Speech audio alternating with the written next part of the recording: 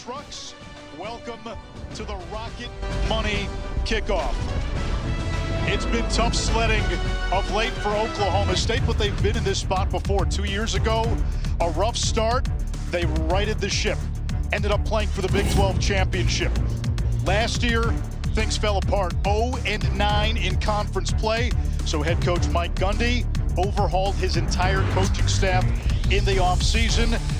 But then the snake bite on the third series of the season.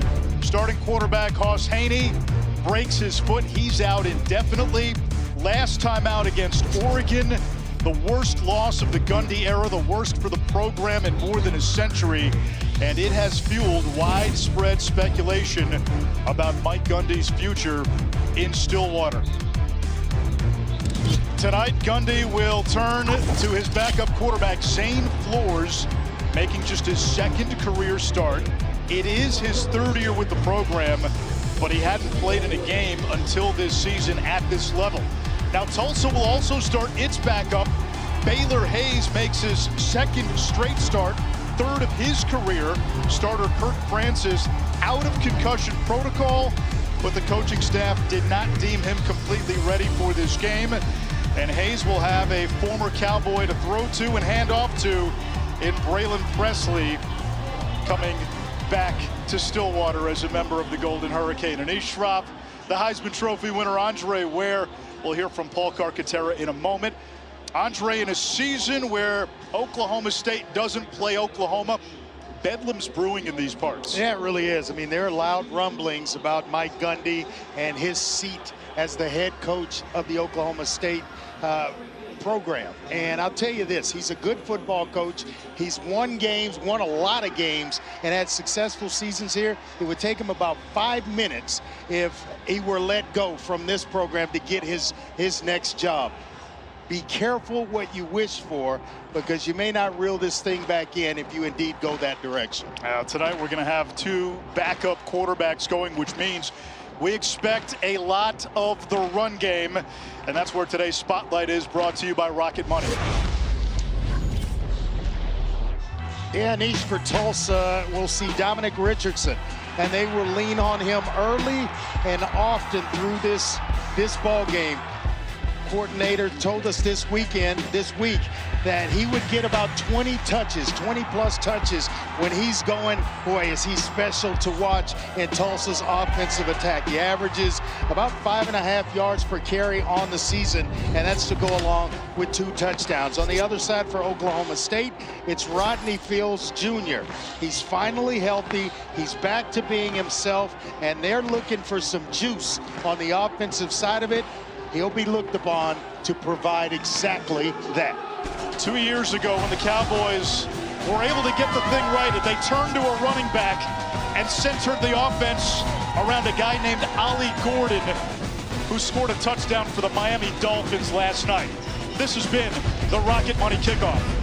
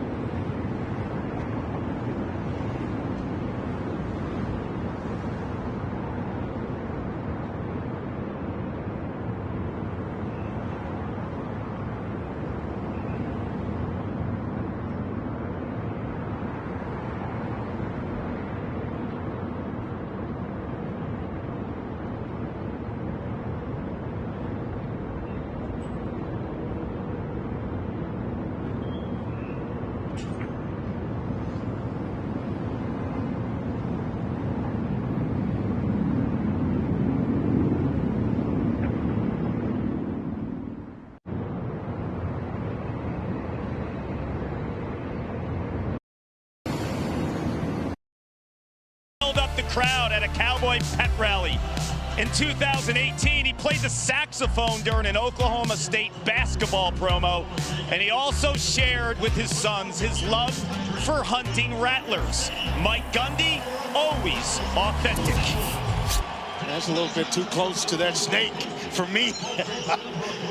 Be about 50, maybe 100 yards away on watching from afar. Mike Gundy telling us, I haven't forgotten how to be a head coach.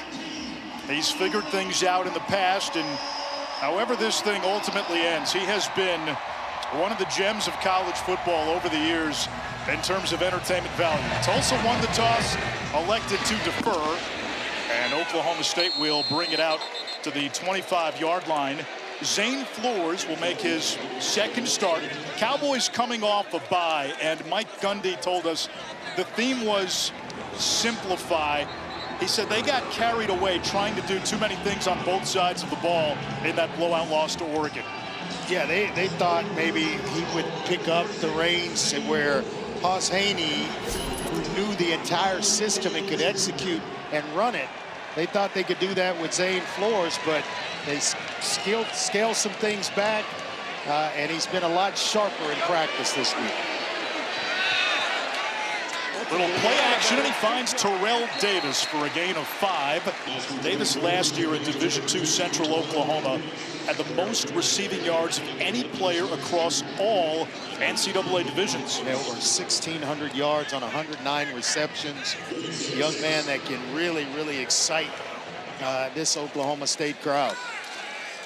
Another RPO, and they find the tight end Josh Ford for a first down. He is the lone returning starter on offense for Oklahoma State. New coaches, new players. They went into the portal, brought in 40-plus players, 60-plus newcomers on this team. Massive body on Josh Ford, 6'6", 265. Rodney Fields with his first carry, and into the open field. All the way to midfield. You can see why they want to give him 18 to 20 touches tonight. Yeah, they moved Nuku Mafi to the left tackle. He gets a good block, number 69, and that kind of opens things up for Rodney Fields Jr. here early in the ball game. How about that? We thought that we'd get a game where they came out running it with backup quarterbacks. They're slinging it around. And now the quarterback draw. Another big gainer. That's Flores. All the way to the 36-yard line of Tulsa, a gain of about 14 more. Well, they pull the left tackle around Mafi, and he's out in front leading his quarterback. Going quickly, there's Fields up the gut, and he hammerheads inside the 25, brought down by the safety Lento Smith. You mentioned Nuku Mafi at left tackle. Yeah. Oklahoma State's best O-lineman, Markel Samuel, their left tackle, still out. Got hurt before the game against Oregon as Fields gets another carry. And a red zone chance here for Oklahoma State. Impressive opening drive. This is what the Cowboys needed. No doubt about it. And how about this tempo offense in which Oklahoma State has gone to, trying to keep Tulsa on its heels. They've had a great deal of success early. They're trying to keep Tulsa kind of playing from, I guess, playing on their back leg a little bit. Tulsa comes into this game 1-2. Golden Hurricane coming off a loss to Navy last time out. They run that too high look, and you see the safeties. That's an invitation to run the football.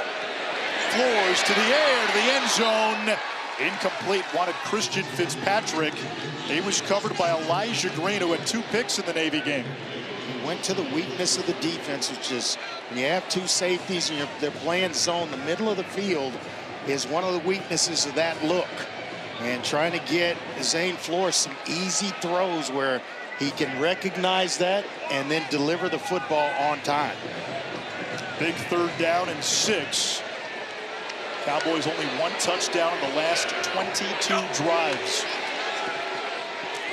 Flores checks underneath, and that's going to be well shy. Gavin nice Freeman, tackle.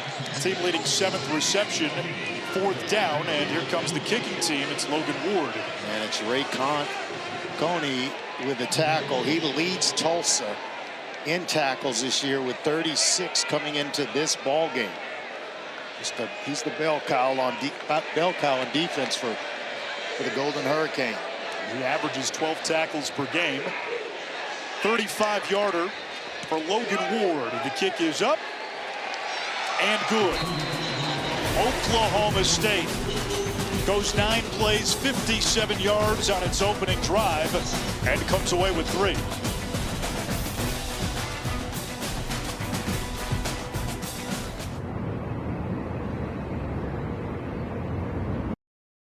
Line gets behind a linebacker, and boy, I like what he did at the end of that run, or after the catch, and the yards after the catch. A gain of 45. They go back to Richardson, and he is tackled for a loss of a yard on the play by Ivan Oates, the leader of that defensive line. Go back to that game against Oregon. Oklahoma State, especially early, was hit by a ton of big plays from the Ducks. And maybe one right there to Foley, but what I like about Foley, he's usually a red zone target. Guy, when they get down inside the red zone. That's only his 4th catch of the year, but 2 of them have gone for touchdowns. On 2nd and 11, middle blitz is picked up. They go right back to Foley, and he rumbles across the 20 for a first down. Former walk-on turned captain Parker Robertson with the stop, a gain of 12.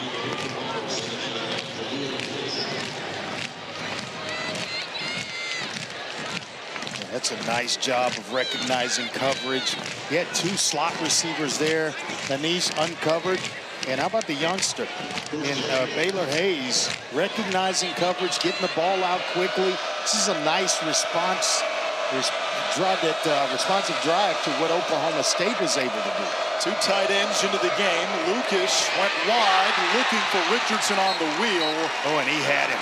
Oh, Richardson came out the back door and was wide open.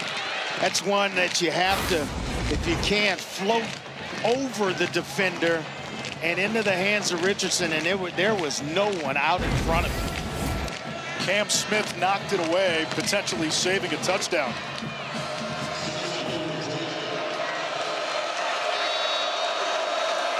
Two running backs into the game. Now Presley, another former Cowboy, goes wide. Presley is open. Touchdown, Tulsa. A 19-yard strike from Hayes to the former Oklahoma State Cowboy, Braylon Presley, whose brother, Brennan, is Oak State's all-time leader in receptions. This guy can really run, and we knew he'd be part of the game along with Richardson, but man, coming back home and you score a touchdown, how about that? And how about Tulsa with an answer to the points of Oklahoma State right away? This is a game they felt like they could win. Coming on the road, you could sense the confidence in Trey Lamb. He didn't give us a lot of coach speak about, hey, get a taste, a sampling of what Aiden Kelly, the auctioneer, sounds like after this kickoff. It's awesome. Awesome. Aiden Kelly's a 3-time academic All Big 12 player. Smart kid as well.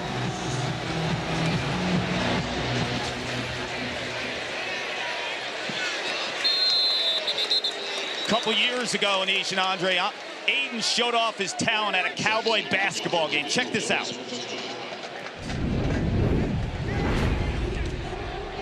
They got about a 15, they got about a 16 there, 16, they got about a 16 there, they got about a 17, 1700. Here now 1700, they got about number 1700, they got about an 18 here, they got about a 19. Here now 1900, they got about number 1900. 1900, they got about number 2000. $2,000 bid number, they got about a 21 too. Oh, that's great. That's amazing. I could listen to that all day. That is amazing. Oh, man. First down, Rodney Fields gets the call. Kark, how much caffeine do you need to go that fast? Oof. I'll tell you, I chatted with him too, and he was amazing, such an upbeat guy. And Andre, you'll like this. He's been at Oklahoma State for 5 years. He said they paid him loyalty. It's time for him to pay it back, and that is not the norm in college football these days. Fields doesn't get far on second down. It brings up a 3rd and long. Yeah, Coney, the tackling machine, right in the middle of that Tulsa defense. Mention the fact he led the team in tackles coming in to this one. He's only adding to that total. Oklahoma State's only played 2 games, and since Ross Haney, the quarterback, got hurt, they've had 10 3-and-outs. Make it 11 That one intended for Josh Ford, the tight end and Stillwater native. It's been a problem for this offense sustaining drives. Yeah, he had pressure. Flores had pressure right in his face, and guess who it was? On a linebacker blitz, Ray Coney's coming right up the middle. Does a lot for this defense. Transferred in from East Tennessee State. He followed Trey Lamb to Tulsa. 15th punt of the season for West Paul, who had 25 all of last year. Zion Booker the fair catch. Let's take a look at our ABC College Football Saturday slate. Auburn going to Oklahoma. John Mateer off to a terrific start. It's a great matchup. And then how about Florida and Miami? That feels like a must-win for Billy Napier, but Miami off to a strong start after just missing out on the college football playoff last year. And Florida's going to have a chance in that one. My man DJ Lagway's got to take care of the football. 5 picks a week ago. Hey, it's over. Move on. And it's the Hurricanes this weekend. Lagway was listed as questionable on the injury report as Dominic Richardson gets the call on first down. Tulsa likes tempo.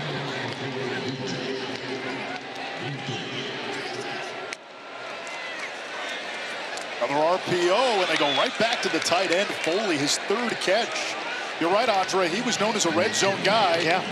3 catches already, which doubles his career total. Sometimes when you spend all week scouting a guy, or they only throw to him in the red zone. Not the case with Foley. Let's see if forward progress gives Richardson the first down. It'll be close, and he does move the chains. Something to keep in mind. Tulsa in 3 games has gone for it 12 times on 4th down. They like to be aggressive, especially when they get across the -45 midfield. It's often 4-down territory. And that's the case with a lot of programs this day and age as they go from the book. That so-called book that tells you when to go for it and what the percentages are. Zion Booker, their top receiver, 0 and white, the motion man. Hayes checks down, finds an open receiver. Micah Tease across midfield and into Cowboy territory, a pickup of 15. Yeah, Tease is the team's deep threat, but it's just poor tackling on the part of the Cowboys defensively. 2 guys there should have had him down. Cale Smith being the second. There's the bubble screen. Booker breaks a tackle. That could have been a negative play. Instead, a gain of 2, and Oklahoma State wasn't quite lined up when that ball was snapped. Yeah, and it's still, they're in position to make a play to hold it to a short gain, maybe no gain. But yet, again, poor tackling on the back end by this Oklahoma State defense allows the receiver to get some yardage there, 2 yards, when it should have actually been a loss. Member of the defense. Brian McCoy, who is Oklahoma State's leading tackler. Yeah, he's one of the big-time leaders in this program. Averaged 10 tackles a game for Akron last year. 2-time All-MAC selection. That is a guy that walked off the field with Coach Gundy. You see him there in the shot. And that loss to Oregon because he said he knew exactly how much the game means to Brian McCoy Jr. You go back to a year ago, think of all the key star players that Oklahoma State lost on defense. You got arms like that, right? You working on them? With Photoshop, yes. Man, is he put together, right? I mean, that's a guy that puts some work in the weight room right there. That's what you call bowling ball shoulders.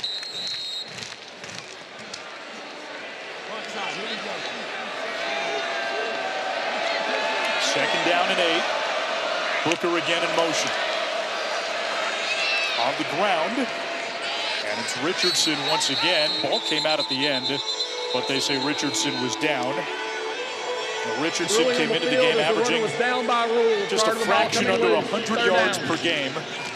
Had a big opener, 142 against Abilene Christian.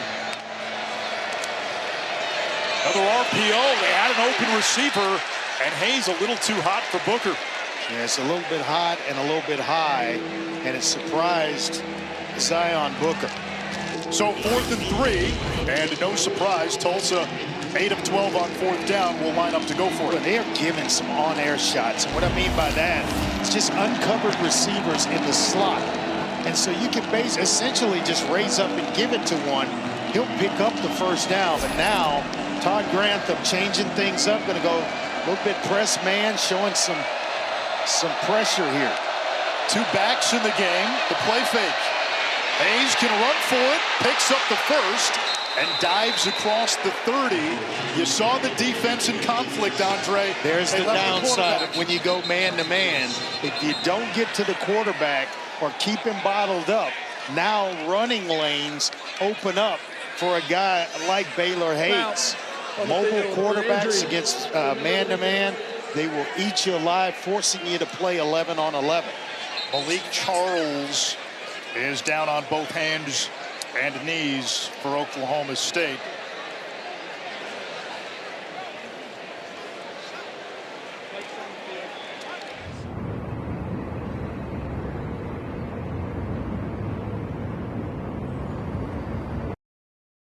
Basketball, volleyball guy until his senior year. His father played a lot. His father was a defensive lineman at your alma mater at Syracuse. He played 9 years in the league. A lot of time for Hayes. In the backfield, another missed tackle. And getting back to the line of scrimmage is Jacob Emmers. No matter what happens the remainder of this game, in the film session, either tomorrow or Sunday, that will be talked about ad nausea by Todd Grantham. The amount of missed tackles early in this game that's allowed Tulsa to move the chains. Last time out, 2 weeks ago against Oregon, Oklahoma State gave up more than 10 yards per play, almost 8 today, as Hayes slides down. They mark him down where he started the slide. 3rd down, and again, depending on what Tulsa gets here, 4 downs very much in play. Well, there's no doubt about it. I think it's when they cross midfield. If it's 4th and less than 5, look for Tulsa to go for it, unless they're in field goal range. And they told us their field goal kicker, Seth Morgan, he's good from 47 and in, is where they're comfortable with him. Happy feet. Booker on the check down. And he's got a 1st down for Tulsa. And another missed tackle inside the 15. That gave up about another 3 to 4 yards there for Oklahoma State. And so, you know, the theme kind of continues. You want to hit someone so hard that the fundamentals of tackling have gone out the window in this one for Oklahoma State. 3 wide receivers to the boundary. Richardson wrestled down at the 10. Gain of about a yard on the play. Tajay McCoy with the stop, 2nd down. He plays a lot, rotates in with Wendell Gregory, who Todd Grantham really likes. He's always got one of those guys that can make plays off the edge in his defense. That player at Oklahoma State is Gregory, number 4. For that position, along with Tajay McCoy.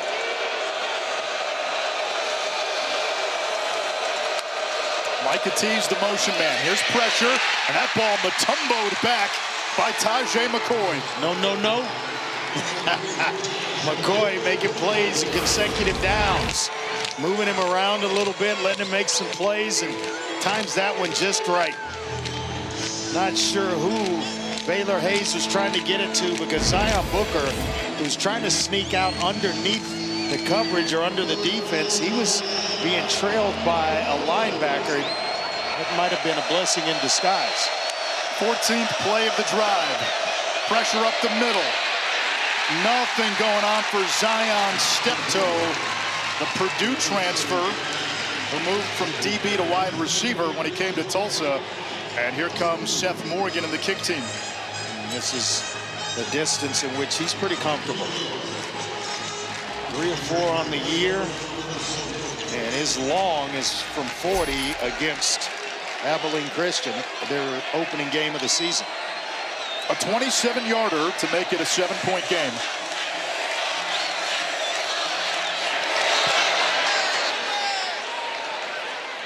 Two drives 2 scores for Tulsa on the road in this Turnpike tussle. For 20 years, Allstate has celebrated every field goal and extra point made at participating universities by donating to the university's athletic scholarship fund, supporting all student athletes. Andre, sometimes when you do these games where a team like Tulsa is punching up in weight class against a power conference team, you can translate the coach speak. Yeah. Sometimes the coach of the so-called underdog will tell you things like, for us, it's about conference play. This is a game that gives us a self-scout. We know we're outmanned, which is essentially saying, hey, we know we probably don't stand a chance. Hoping that Oklahoma State will take Tulsa for granted a little bit, and then maybe keep them in the game. But Trey Lamb went full Tulsa King. That was not the case when we talked to Trey Lamb. There was a confidence and a belief that, hey, we think we can make this a 4-quarter game. We think we can win. We watched the tape. There are matchups where we like and areas where we feel we're better. We're going to take the bus ride down to Stillwater and give them all we can give them. And that was kind of the vibe you got from Trey Lamb. He was not intimidated in the least by Oklahoma State. First-year head coach who just turned 36 on Tuesday. Former quarterback at Tennessee Tech. Head coaching stops at Gardner-Webb. And then last year at East Tennessee State. He made sure to tell us all that he had to do at Gardner-Webb at East Tennessee State. You know, that required everything from paint lines to washing clothes and anything in between. But tell you what, he feels like he can win at Tulsa with the toys that he's been blessed with. What does Oklahoma State do on its third drive? It begins with a handoff to Fields, who's met by Byron Turner in the backfield. Turner at 3.5 sacks in the season opener. In order to go fast, you have to be able to have success on early downs. In the last 2 possessions, it's been rough for Oklahoma State. Started the game, and I go back. You see, what do they need to do? Go back to what they were doing in that initial drive, keeping things kind of, I wouldn't say vanilla for Flores, but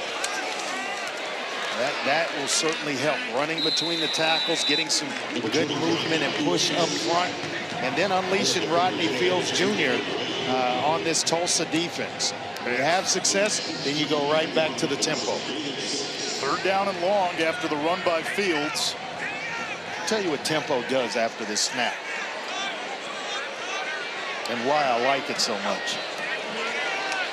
Edge pressure. Flores finds an open Gavin Freeman for an Oklahoma State first down. You see him playing with confidence, and it's because you're not thinking. You're not overthinking things. You're not having to look guys in the eyes in the huddle. You're just at the line of scrimmage calling plays and running them. And so sometimes when you do that, especially at the quarterback position, it allows you to play a little more freely at that spot. Illegal substitution, defense. More than 12 players on the field, more than 11 players on the field at the snap. 5-yard penalty, replay first down. And a substitution on Tulsa. Now this is when you get a free 5 yards. It's essentially a free down. Tulsa trying to substitute when Oklahoma State didn't. And they're going to have to wait, you know, until Oklahoma State does that, especially when they're already at the line of scrimmage. There's a tunnel screen to Fields, who's lassoed for a loss of a yard by Lento Smith, the safety, who had a career-high 9 tackles in the loss to Navy.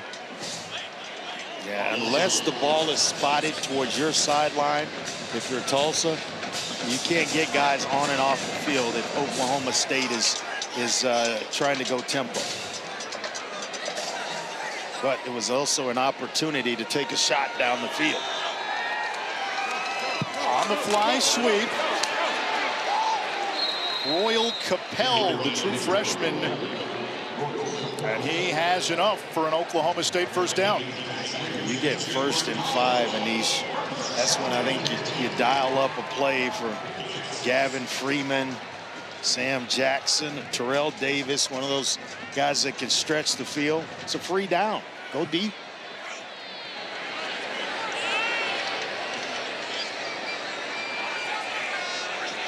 of like when a guy jumps off sides and you know that you have a free play.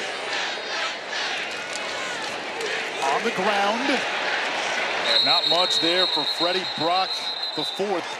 Jaden Burnett, part of a talented Tulsa defensive line. And it takes us to the end of quarter number one. Tulsa on top.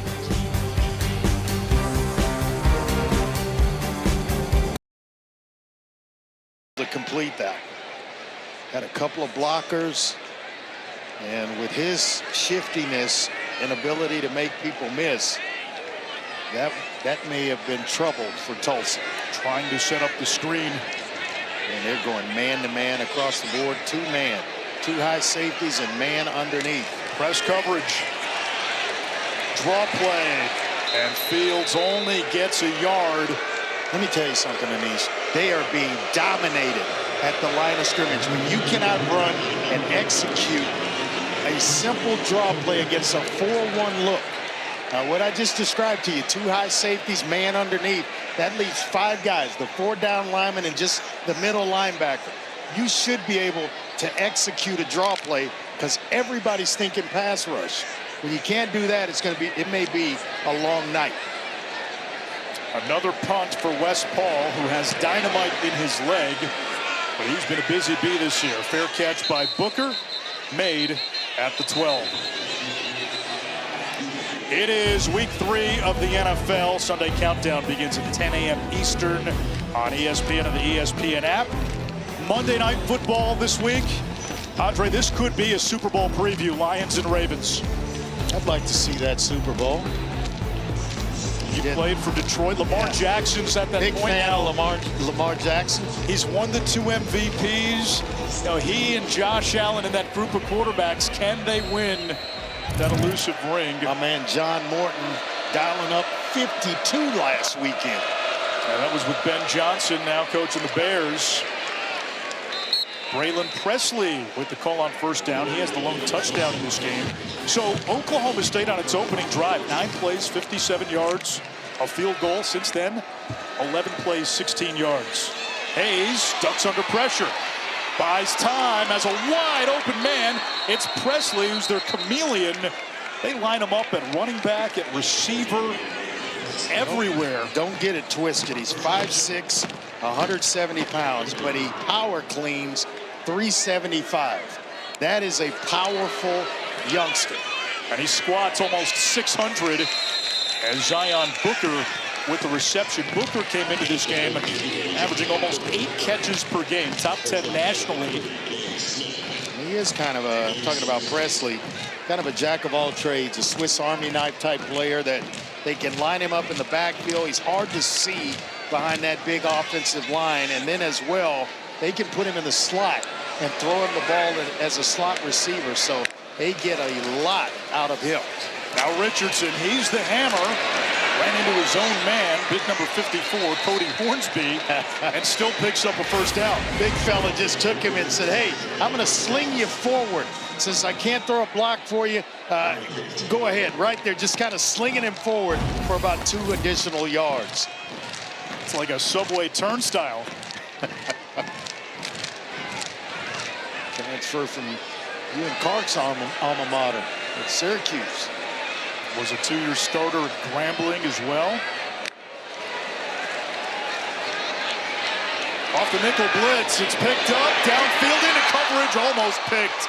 Incomplete. Parker Robertson got his mitts on it. One trend, Andre, we're seeing, Tulsa's winning the line of scrimmage consistently. They are dominating at the line of scrimmage, and the mobility of Baylor Hayes as well, causing Oklahoma State to miss at times. There, probably knifed that one in rather than put as much air or just less air under that throw, and he may have himself a completion. A.J. Allen, who had stops at Nebraska and Miami. He spent the spring with FIU before coming to Tulsa. With the new NCAA rule eliminating the spring transfer window, guys can't do that anymore. No, he's a good player. You know, when he's been given opportunities, he has really shown up on the field. So A.J. Allen is equally as talented as Presley and Richardson. We get a timeout by Trey Lamb. 12:03 to go, 3rd and 5, Tulsa.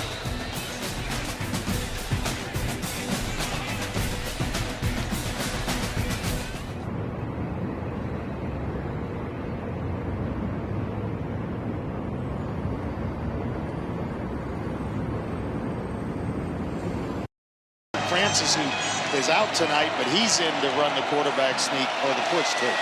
They'll run it to Richardson. Wow. And he bullies his way inside the 40 for a first down. Took on Parker Robertson and won that battle quite easily. He's got two backs. They line up in the old T formation. Haven't seen that one in a while. You played in that in high school, didn't you? I mean, it was basically exactly. That's a wing T formation if I've ever seen it. It's been a long time since I witnessed that one. Trey Lamb told us they had a few tricks up their sleeve in this game. Shot downfield, adjusting, and the catch is not made, incomplete for Emmers. That's one thing Tulsa wants to do is go vertical a bit more. Emmers is one of their vertical threats. One of the things they talked about this week when we had a chance to talk to the coaching staff from Tulsa is they wanted explosive plays in the passing game. It's something that's kind of been missing, chunk plays when they throw the football. They've had a couple in the first quarter. And they were looking again to get it to Jacob Emmers on that last play. A.J. Allen hunting for room. He lost a yard. And it's going to bring up a 3rd down and long. Don't want to settle for a field goal here, so they're looking for success anywhere they can get it. And that, remember those uncovered slot receivers right there. It's Brody Foley, the tight end, and that look. And then we got a timeout called by Oklahoma State.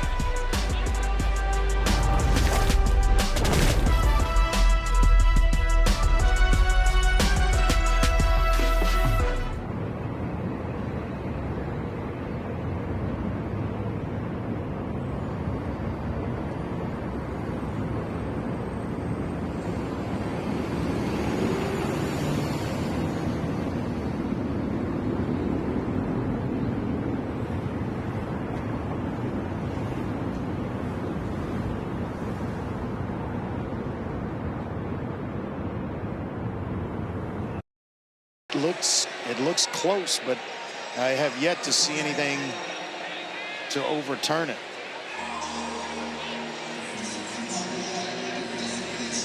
Ruling on the field was a catch.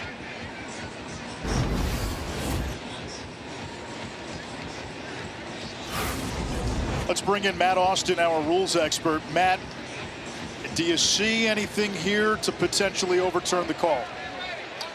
Well, the only question is, I think the receiver was definitely out of bounds. Did he go out of bounds on his own, or was he forced out? I didn't see a hat down on the field from any of the officials, but he did get back in and get both feet back on the ground. So if they say he was forced out, then it would be a completed catch. Then you've got to reestablish possession or position in bounds, which it appears Steptoe did.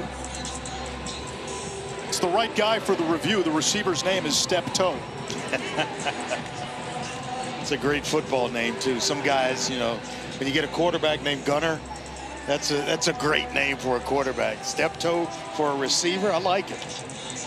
You know, everybody in my hometown of Dickinson, Texas has a nickname, and we had a guy named Steptoe. Steptoe, well, because he walked on his toes. They're now trying to figure out where that toe stepped. Andre, what's your nickname back home in Davis? It's simple, Cart. It's Andy. But then there's an attachment to Andy, and it's woo-woo. How? What's the story behind that? I have no idea. On the field is upheld. I call you legend. 4th down. Called is upheld. So now we've got 4th and short, 4th and about 2 yards for the Hurricane. And they have brought in the big bodies to see if they could get some push. We've talked about winning at the line of scrimmage. Tulsa has been kings in that area. So see if they indeed are able to convert again. Well, they got Sly last time on the 4th down. Here's the nickel blitz. Screen pass to the outside. It's Landon Lucas. Boy, the tight ends have been a big part of the passing game.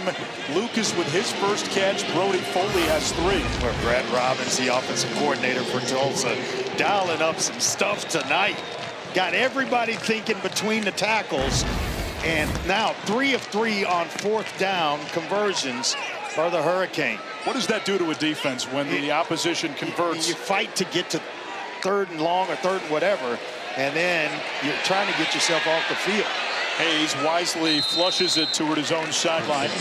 And so it starts to wear on a defense over and over when you cannot stop an offense, especially getting them to 4th down. You think, hey, job's done. Maybe they'll attempt a field goal or punt it away, and lo and behold, here they come and they convert 3 out of 3 on 4th down. It's one thing to have Oregon march up and down the field against you. That's a championship contender, but Tulsa's moved the ball on every drive. Richardson lowering his pads. Wow, he's close to the red zone. It's 3rd down. He just lowered his pads to the point where he just ran over Brandon Rawls. Rawls ends up getting him around the ankles, but boy, he took the better end of that shot. Fans in Stillwater familiar with Richardson. He had some big games when he was a Cowboy. 3 100-yard games with Oklahoma State, 15 rushing touchdowns. He's played for both teams now in this rivalry. And that 3rd down call led you to believe that if they had gotten enough, 4th down would have been another possibility, but instead here comes the kicking team. Take the points, and a nice play by Jalil Johnson, a super talented player who has just pure ability off the edge for Oklahoma State. You need guys like that to step up, that are on the line of scrimmage, to start to reestablish this thing and get it turned around in your favor.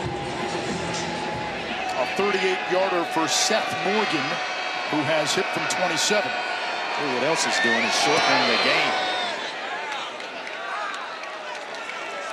It is 13-3. Tulsa has scored on all 3 of its drives.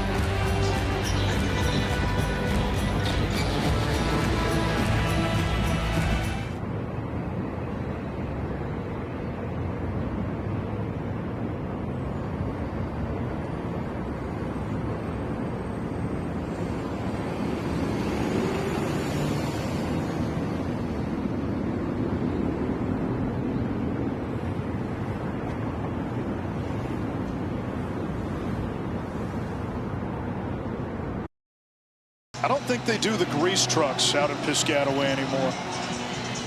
Over here, Tulsa, 3 drives, 3 scores, but the silver lining for Oklahoma State's defense, field goals on 2 of the 3 instead of touchdowns. Yeah, bend but don't break. Their last 2 drives, 31 plays. If you can believe that, 2 drives, 127 yards, but only 6 points given up by this Oklahoma State defense. Now a quick word from Verbo. As your host, I have some rules. First, no showers longer than 5 minutes. This isn't a spa. That's the rule. Meanwhile, at a Verbo, get the vacation you expect and never a hovering host. Part of the challenge for Oklahoma State, still finding an offensive identity. Doug Meacham, the new offensive coordinator. Flores began the season as QB2, pressed into action with the injury to Hoss Haney. Steps up, trying to avoid the rush, and wrestled down by Ray Coney, the star linebacker. He's been everywhere tonight. I think he's been up here in the press box giving pointers to the broadcast team. I mean, he has been everywhere, all over the field. Transfer from East Tennessee State, followed his head coach, Trey Lamb, to Tulsa, and boy, is he rewarding it. Now it's Freeman, and maybe a yard, 3rd and long. You can feel the angst and the frustration on this blackout night. And this is Boone Pickens. This is where it's advantage defense, because you get in the 3rd and long, you can either come with pressure to force the ball out of Flores' hands quickly, or you can play, completion and tackle for short of the first down marker. They're going to play zone here and look to tackle anything short of the first down marker. Flores steps up to avoid the rush. Over the middle in traffic. This is going to be close. Sam Jackson. No, that's not Sam Jackson. That's Christian Fitzpatrick. And it's going to bring up 4th and about 2. Injury timeout. And there's an injured player. It's a Tulsa Golden Hurricane. Looks like it's Lento Smith Jr., one of the safeties, transfer out of Ferris State. Won a D2 championship at Ferris State. 49 tackles and an interception there last year. Coming in late, trying to rake that ball out. And Fitzpatrick, who made the catch, he was Marshall's top wideout last year, as they still attend to Lento Smith.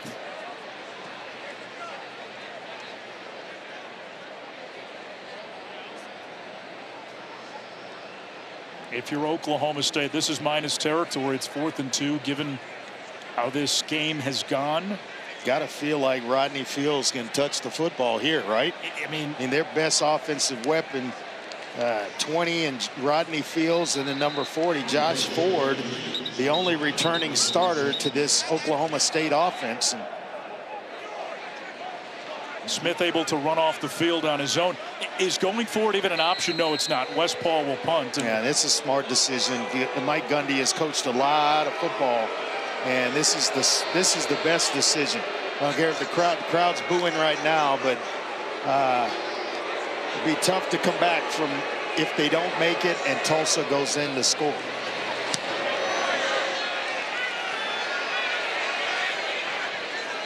That takes a Tulsa bounce and rolls out of bounds near the 30. Baylor Hayes only making his 3rd career start. Moment has not been too big for the young man. Yeah, he has shown the ability to get the ball out quickly to his tight end Foley to start this game. A couple of quick reads. He's shown the ability to scramble around, get his eyes right back down the field, and complete passes. But just the ability to scramble and then touch on the football over the top to his running back, Braylon Presley. He has been impressive. Handoff goes to Richardson. You know, Anish, I spoke to Baylor Hayes this week, and coming out of high school in Tennessee, felt like he was one of the state's top quarterbacks, but he had 0 FBS offers. The issue, he was too light, only 165 pounds at the time, but Coach Lamb looked past it, offered him at ETSU because he liked how he acted like a point guard, his ability to spread the ball around, and his confidence. And watching him on the sideline, he's feeling it. He's got a lot of football left in him. Richardson right up the gut, flag down. Yeah, it's going to be a hold. Looked like Landon Lucas, the tight end, may have got maybe the one that drew the flag and the attention of the official. Holding. Offense. Number 65. 10-yard penalty. Actually, it's Sean Hill, the left guard, who gets flagged to transfer out of North Carolina State. Keep an eye right there on big guy 65, kind of ducks his head, and then once he loses him, kind of wraps his arms around the waist, and really didn't need to. Richardson was already through the hole and by him. A Tulsa team that beat Abilene Christian to open the season, and then back-to-back losses to New Mexico State and Navy. On the slant, it's Zion Booker. Boy, 2nd and 20. And now it's 3rd and 2 after a gain of 18. You can't have that if you're Oklahoma State. Yeah, he has really good hands, and he was definitely going to be a big part of this game plan tonight. First down and then some. Presley pretzels across the 45 of the Cowboys. Boy, the poor tackling. Missed tackle after missed tackle. 2 in the hole, 1 on the second level, and then a 3rd on the back end. Missed tackles, and 1 touchdown saver by J.K. Johnson. Otherwise, Presley has gone to the house. And Tulsa has now been in plus territory on every drive. Richardson Scavenges for about 3. I think the one thing that Trey Lamb felt like was they could hold up in the trenches, at the line of scrimmage. Not only have they held up there, they've actually kind of owned the line of scrimmage on both sides of the football. The offensive line having its way right now, and then the defensive line getting pressure. They got pressure with just 3 on that last possession by Oklahoma State. And Andre, they're slowing the pace too, knowing they get the ball first in the second half. Now into their 4-minute offense. Slant for the tight end. It's tipped and lands harmlessly to the turf, incomplete. And Foley wasn't expecting that football. He was still in his route, and it looks like, you know, Hornsby, injury timeout, who has been in at times, is down for Tulsa up front. So 3rd down and 7 with Hornsby down. He and Deshaun Hill split time at guard. Tulsa today is 3 for 8 on 3rd down, with the caveat they are 3 for 3 on 4th down. And 3rd and 7 as they attend to Hornsby. Andre, you pick up 3 or 4 here, and you're right back in that spot to try to go 4 for 4 on 4th down. And that's the game plan, is to shorten it on 3rd down and get it to a manageable situation under 5 yards on 4th down, and then it's dealer's choice. Todd Grantham, the defensive coordinator for Oklahoma State, telling us you almost have to look at a 3rd and 7 like a 2nd and 7. And part of the reason Trey Lamb likes to have that 4th down in his back pocket, he says, you put some doubt in the mind of the defensive coordinator. Do I bring pressure on a down where you normally would bring pressure with this distance? Knowing what's coming, and then all of a sudden they slip or run underneath you when you're being aggressive in pass rush, and that gets them to the point they want to get to, 4th and short, and then they're able to convert, as Tulsa has done here on 3 occasions.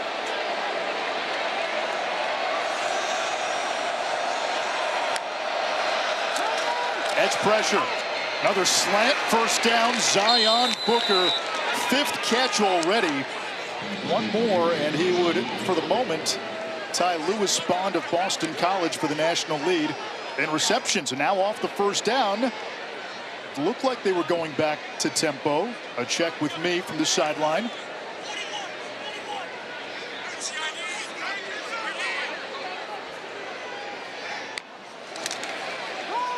Off play action. Pressure came by Wendell Gregory. Is that a catch? No. Tees could not get a foot in bounds. 2nd and 10. Wendell Gregory, number 4 in black, who had 3 sacks, a Big 12 freshman record he shares with Aldon Smith. Applying the heat. How does he get that wide open? Barely out of bounds, but I thought Hayes was just throwing this away. And all of a sudden there's a receiver in the area, and I was thinking he's not outside the tackle box, but he saw what we didn't, and Tees was wide open along the sideline. The nearest defender, Cam Smith, the most experienced player on the defense. Richardson was following his tight end, had to cut it back. No gain. 3rd down and 10. And if there's been one flaw with this Tulsa offense tonight, they get down inside the 35. We've seen them stall. Now we get a flag.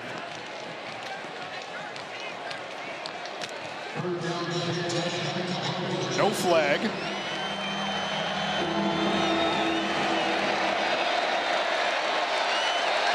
A.J. Allen, the running back. Hayes from the pocket takes a shot for 6. Incomplete, intended for Mekhi Miller. This is still within. They're right at about the 29-yard line. This is well within the comfort zone of Seth Morgan.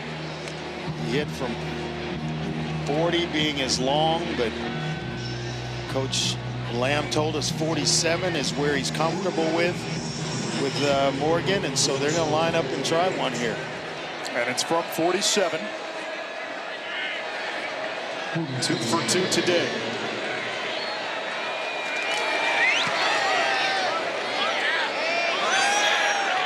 And Morgan puts that through.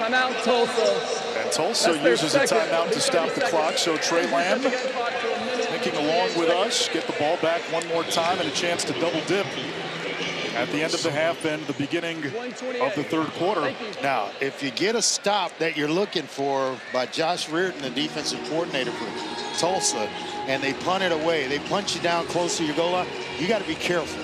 Because what you don't want to do is put your team at risk trying to get more points before the half and double dip. Then all of a sudden you turn it over and it amounts to Oklahoma State getting points. So you got that to think about as you're calling this timeout to try to save time for your offense. Oklahoma State, after scoring a field goal on its opening drive, has punted the last 3 times out. In the loss to Oregon, West Paul punted 10 times. Cowboys had more punting yards than total offense in that game. Tell you what, the more Zane Flores plays, the more he starts to look like he belongs. And he's not really showing a lot of inexperience. Here's the blitz. Flores runs and driven out of bounds. It'll bring up 4th down. Ty Cooper, one of the D linemen, tracked him down. And Flores comes up well short. It'll bring up a 4th down. It'll bring in West Paul. And this is where, if you're Tulsa, you did what you wanted to do in terms of saving the timeout when Flores goes out of bounds. But now you've got to take care of the football. And be on alert for maybe a fake here.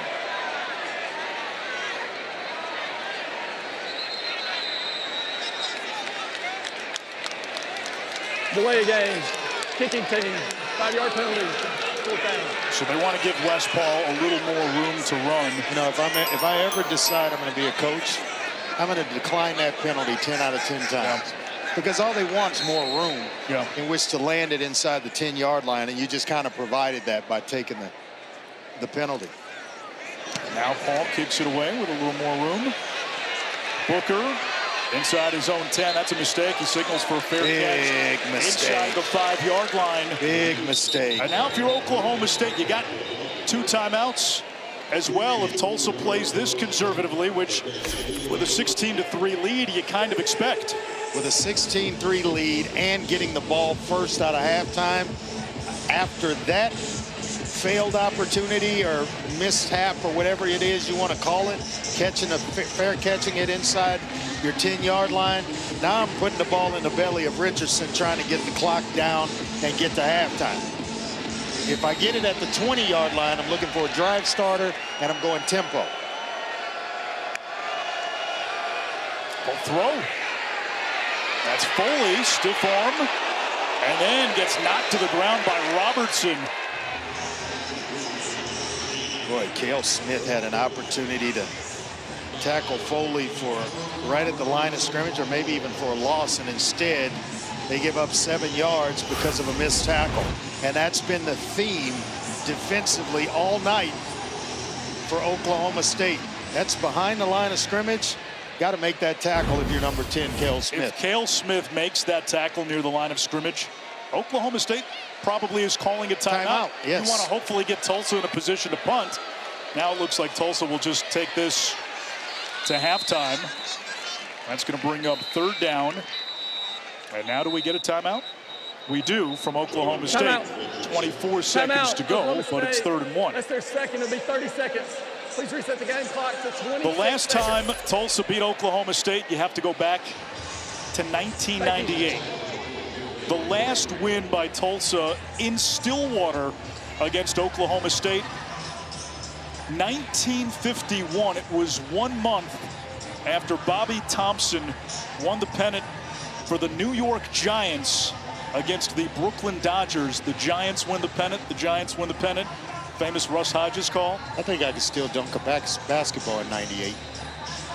Don't know if I have it anymore, but I could do it back then. What were you doing in 1951? I haven't a clue. Prior life. Oh, my goodness. I have to really think about that. He's playing in basketball leagues all around Houston at that time. On 3rd and 1, back to the ground. And that is a first down for Tulsa.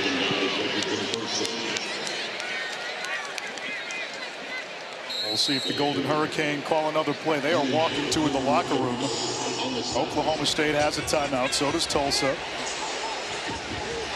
And Trey Lamb now waving still not his quite, offense still to not the sideline. To the 20-yard line where you say, hey, 22 seconds. If it's beyond the 20, let's call the timeout or let's go tempo. No, it's beyond the 20. You let the clock run out, go to the locker room, and all those things that you had in your head, save them for the second half. Oklahoma State exits to a chorus of boos. Tulsa with a double-digit halftime lead against a power conference team for the first time in 20 years. Halftime report after this.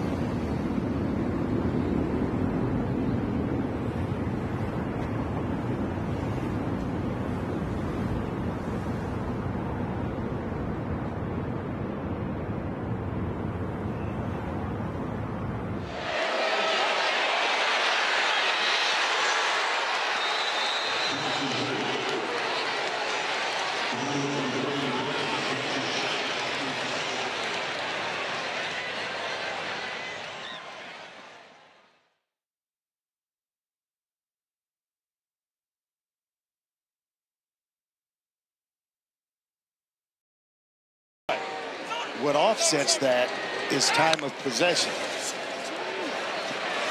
Hayes, incomplete for A.J. Allen.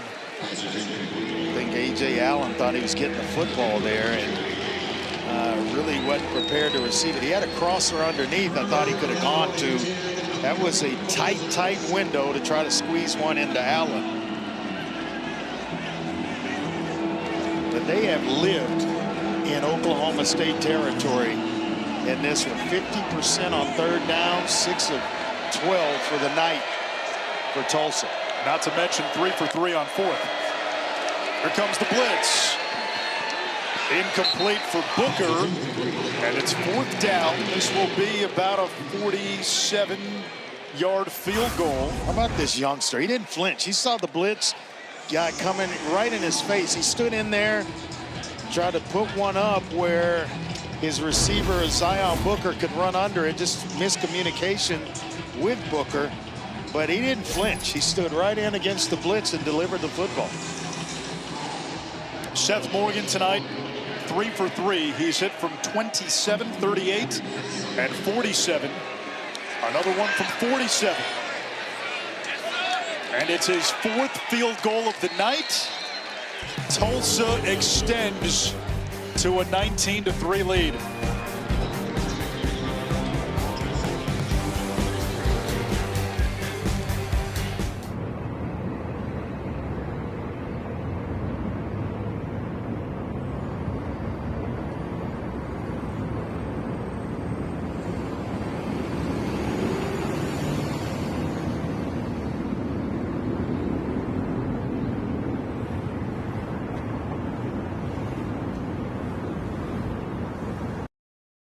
Paul Carcaterra Friday night in Stillwater, and Tulsa making that 70-mile trek with a 19-3 lead.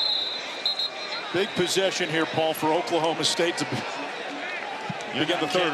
And Mike Gundy told me at half in the East they need more versatility on offense, be less predictable, giving Zane Flores better opportunities with positive gains on 1st and 2nd down will be critical. Defensively, he went on to say they're struggling to handle Tulsa's back and the quarterback run. I've been impressed, though, with Flores the last couple of possessions, kind of gaining confidence, stepping up in the pocket.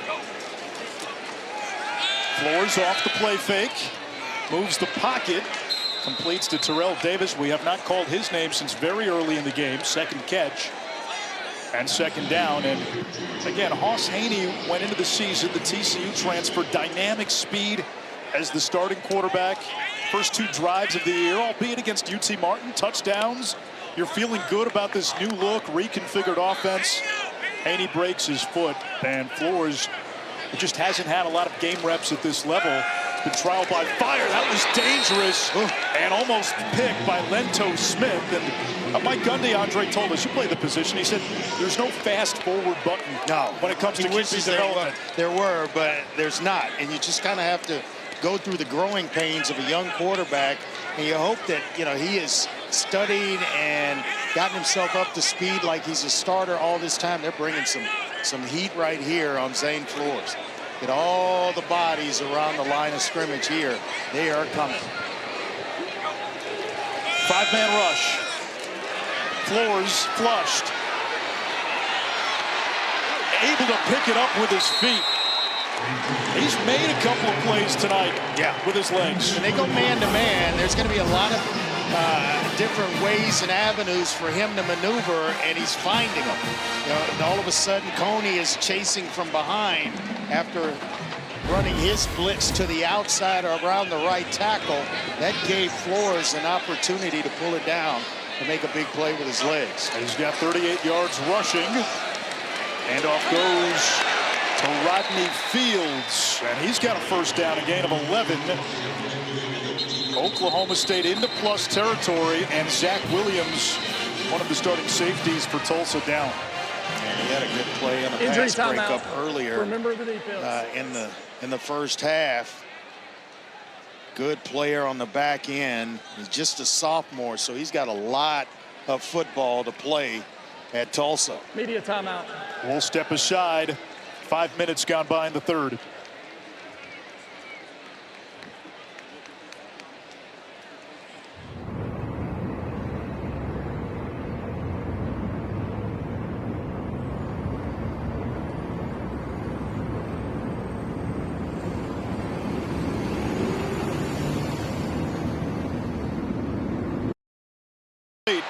Covered by Elijah Green, who's got 3 picks this season. And Davis is the guy I think they should continue to target, and they're talking about other guys needing to step up. I think Sam Jackson, he showed some juice. The pass that he caught, but it was brought back because of a penalty. I think that's another weapon that I would I would try to tap into. The game has felt different, but the scoreboard tells the story. It's still only a 2-possession game. Edge pressure, Jaden Burnett. That's his 5th sack of the season. Last year, not a single Tulsa player had more than 3. And he came into this game as the sack leader for the Golden Hurricane, and right off the edge, he's just untouched. They run play action, they forget to block him, and Grant Segrin, I think, who's in the ball game, just let him go freely. Quick throw underneath Shamar Rigby. Big 6'3" target coming over from Purdue back to the original line of scrimmage. And it's 4th down. Flores looking to the sideline. Offense will stay out there. 2-possession game, 8.5 to go, 3rd quarter. Problem for Oklahoma State, Tulsa has been able to move the ball and on every single drive. Eat up a lot of time in doing so. Big spot here, 4th down, 10 to go. Flores steps up. He'll try to run. He does not get there. Turnover on downs. It's Ray Coney, one of the top tacklers in the FBS through the first few weeks. I'll tell you what, this guy is special. Followed his head coach from East Tennessee State to Tulsa, and he's been all over the field tonight. Well, that's a heck of a job of tracking him down, because I think Flores may get to the 1st down marker had he not made that stop, but it sets up Tulsa with some pretty good field position. Tulsa will start at its own 32. A heavy dose of Richardson tonight, the former Oklahoma State Cowboy, who had some big games here in Stillwater and then went to Baylor for a couple of years, now back at Tulsa. 19 rushing attempts already. 20's the count, and there it is. I think he may get more than 20 by the time this night's done. It's 3rd down coming up for Tulsa, and what Oklahoma State has struggled to do is get off the field quickly. And we have a man down for the Cowboys. Injury timeout. That looks like the auctioneer, Aiden Kelly. Part of that defensive line, which Todd Grantham felt was the strength of this Oklahoma State defense.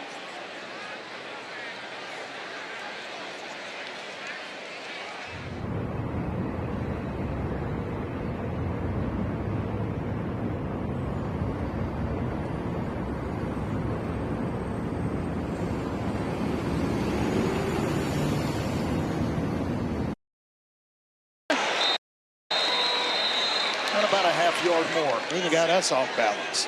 What a game that Brad Robbins is calling for Tulsa.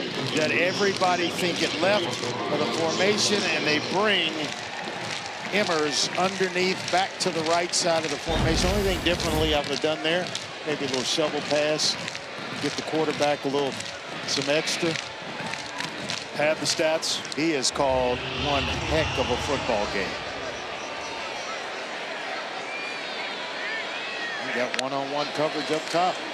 Blitz from the nickel spot. Richardson pinballs, hurdles, ball's on the ground. Who's got it?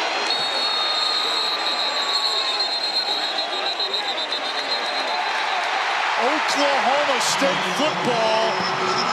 And is that the play that swings the pendulum for the Cowboys? Dylan Smith covers it up. All they needed was a little bit of momentum. Let's see if the guys in the black uniforms can take advantage. Well, what a heck of a tackle by Parker Robertson to get to kind of upend Richardson. The ball goes on the turf. It looked as though a Tulsa player, Zion Booker, was going to come up with it, but it is indeed Oklahoma State football. Andre, you think of some of Mike Gundy's best teams in Stillwater. Maybe statistically in terms of yardage, not the best defensive numbers, but they were always able to get takeaways as Rodney Fields gets the call on 1st down and brings it inside the 40. Yeah, I like the idea of taking a shot when you get sudden change and you're already in plus yardage territory. You need a big play to kind of energize and boost this offense's confidence, an opportunity might have been missed there. On 2nd and 7.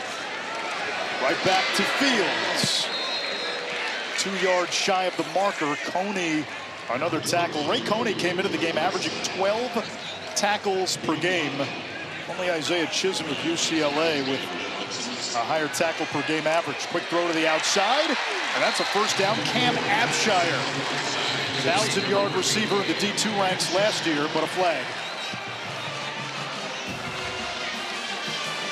Personal foul, roughing the passer, defense, number 16. Penalties have to miss Things are the goal. unraveling It'll be first down. slowly for this Tulsa group. All of a sudden, you get a roughing the passer, it's going to be about an additional 15 yards. And I would tell the officials on the basketball court, that's a play on. That's not a foul. Devin Robinson, who plays that hybrid nickel linebacker position, the star, called for roughing the passer. Oklahoma State inside its own 15. Deepest they've been in the ball game. Floors to the air.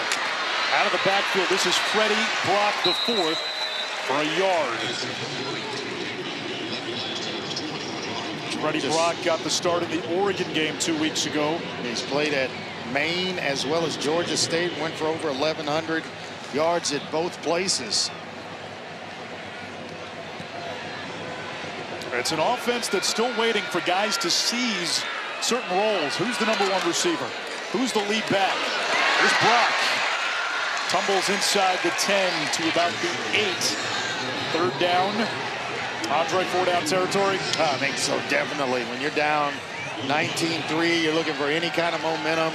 You are going to use all 4 of those babies if you have to. Quick throw.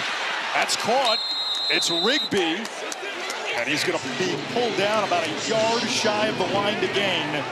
4th down and about a yard. Yeah, Elijah Green, he has got a very bright future, just a sophomore, but a long corner at 6'2", weighing in at about 195 pounds, a willing tackler, and he's great in coverage. He's Tulsa's best cover man. Kason Carpenter comes in as an eligible receiver. The handoff to Fields. Does he get there? Based on the spot, no, and Tulsa with a defensive stand. Wow, after a turnover, after the fumble by Richardson, you're asking your team, your defense, to step up and continue to do the job they've done all night long. 4th down and a yard, and they come up big. Coney's there again to help make the play right there in the middle. And linebacker reading things out, sorts it out, and he didn't give an inch. Tulsa now backed up. Richardson stood up. Wendell Gregory, forward progress gives him the 5. It's still a loss on the play. 2nd down. And you see Richardson with both hands on the football, making sure he doesn't make the same mistake twice. He's up to 22 carries. Career high 27. That came with Oklahoma State as a freshman. He's now a 6th-year guy. Another carry for Richardson. Out to the 12, 3rd down. Oklahoma State embarrassed last time out 2 weeks ago, 69-3 against Oregon. Beat UT Martin in the opener. Ended last season with a 52-0 loss to Colorado. Good to see Brian McCoy Jr. back in the game. He left earlier with an injury. They go to the edge, and a great tackle in space by Trip White to deny Richardson. And for the first time tonight, Tulsa will punt. They see the punter, Angus Davies, trot onto the field. I thought maybe Richardson had a chance to outrace the defender to the first down marker. He tripped White, but he elected to lower his shoulder and try to run over him, and is tackled well before the first down marker. The Australian Angus Davies just gets it away. Freeman retreating inside his own 35. And tackled at the 35. Davies flips the field. He had an 80-yard punt in the season opener. ABC College Football Saturday. Number 22 Auburn going to Oklahoma. Then you got Florida at number 4 Miami. Hurricanes, one of the teams holding up the ACC in the early going, and Florida needs a win. Tough go of late for Billy Napier. 2 losses already for the Gators. And DJ Lagway last time out 5 picks in the loss to LSU. Got to clean that up. give your team a chance to win. Like, I don't know a guy that could stay in the game pulling 5 of them. Backwards pass. Comes back to Flores, shakes the tackle. And chased down from behind, shy of the 40 by Byron Turner. So some gadget plays now by the Cowboys. Yeah, they're trying everything right now, trying to catch this Tulsa defense sleeping. And I tell you what, they've played some pretty good football and on alert for a lot of what's going on offensively here by Oklahoma State. Sam Jackson, a former quarterback at TCU and Cal, threw that pass. That's a first down catch by Terrell Davis. Yeah, maybe open it up, go some no huddle, let Zane Flores sling it around a little bit. They go back to the ground. That's a big hole. Broken tackle. Rodney Fields inside the 20, and the Cowboys back in the red zone.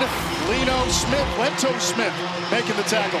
Yeah, if not for Lento Smith, this may be a house call. He came out of nowhere, showing some speed, was able to get Fields on the ground.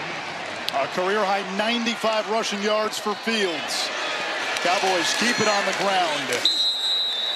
And they pick up about 4. It's Fields again, after going for 35 on the previous rush. Now you got to put one in the end zone. There's the offensive coordinator, Doug Meacham. He is looking for pay dirt. He wants to get this Oklahoma State offense into the end zone. It's been a minute since opening week. Meacham, an alum, Mike Gundy's former lineman in their playing days. Not much going on for Freddie Brock. 3rd down in the waning seconds of the 3rd quarter. Field goals won't do it. They need a quick strike at some point to help them out. I know you made mention earlier it's a 2-score game, but it just doesn't feel that way, the way Tulsa has kind of dominated this thing to this point. We go to the 4th quarter in Stillwater. Tulsa looking for its first win at Oklahoma State since 1951.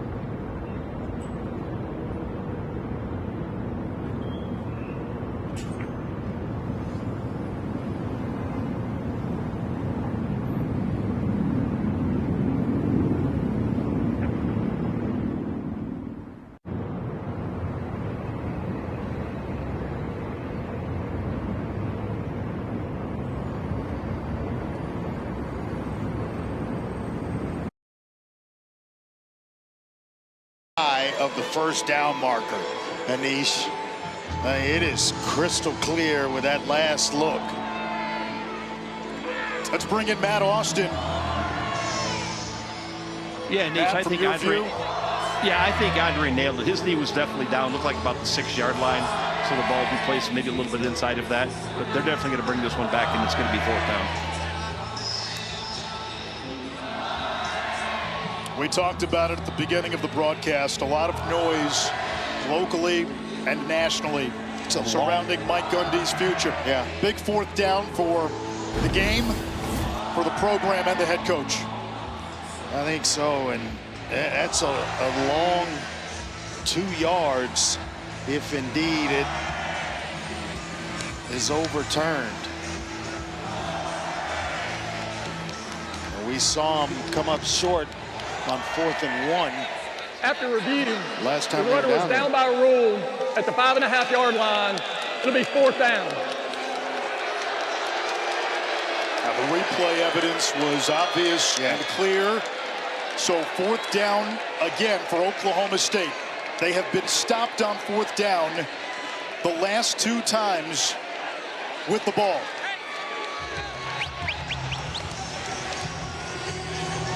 They need 2 touchdowns and 2 two-point conversions, but it starts with getting this yard.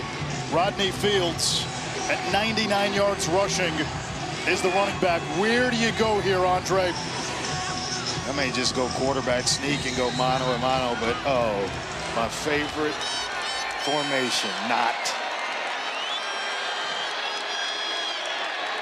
Freeman in motion. Floors, keeps, reaching. Touchdown, Oklahoma State. First career touchdown for Zane Floors. And the Cowboys will go for 2. Usually it's a handoff, which makes for a beat and allows for penetration. Floors goes right. I mean, he is following blockers. He immediately gets downhill, almost like, you know, he's under center, handing off to a back coming downhill, and that allows him to pick up blocks, get himself into the end zone, and Oklahoma State on the board, Anish, with a touchdown. Previous plays, you know how much I can't stand the shotgun in short yardage situations. Now they're going to review to see if Floors was down before he crossed the goal line. Clearly had the line to gain, so worst case scenario, it's 1st and goal. Where's the ball when he goes down? Knee down. Matt Austin, that angle, it's tough to tell. Right here, is that enough to call the play back? Doesn't even feel like you could see the ball.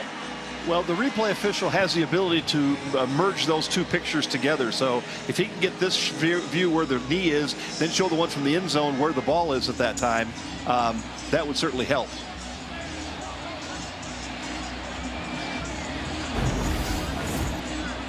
You got a team in Oklahoma State, Andre.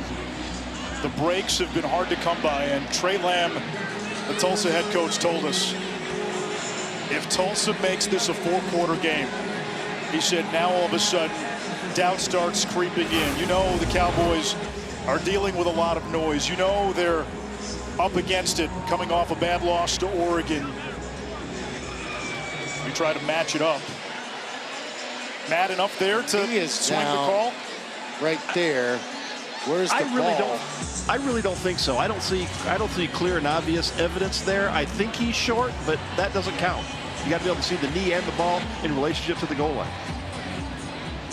And remember, it was 4th and 1, so if they do take this touchdown off the board, it'll be 1st and goal to goal right at about the inch line.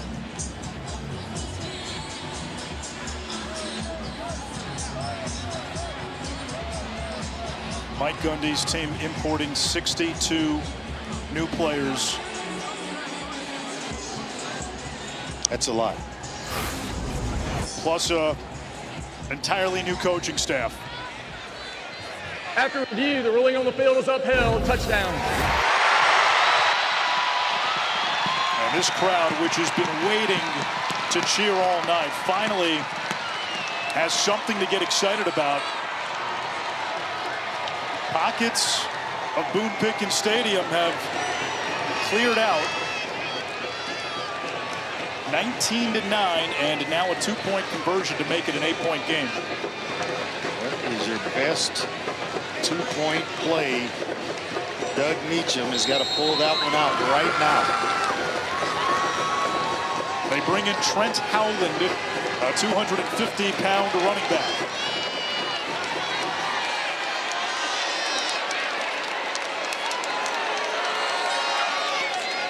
Low snap. Flores on the move.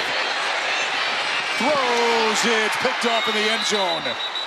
And that makes it a 2-score game.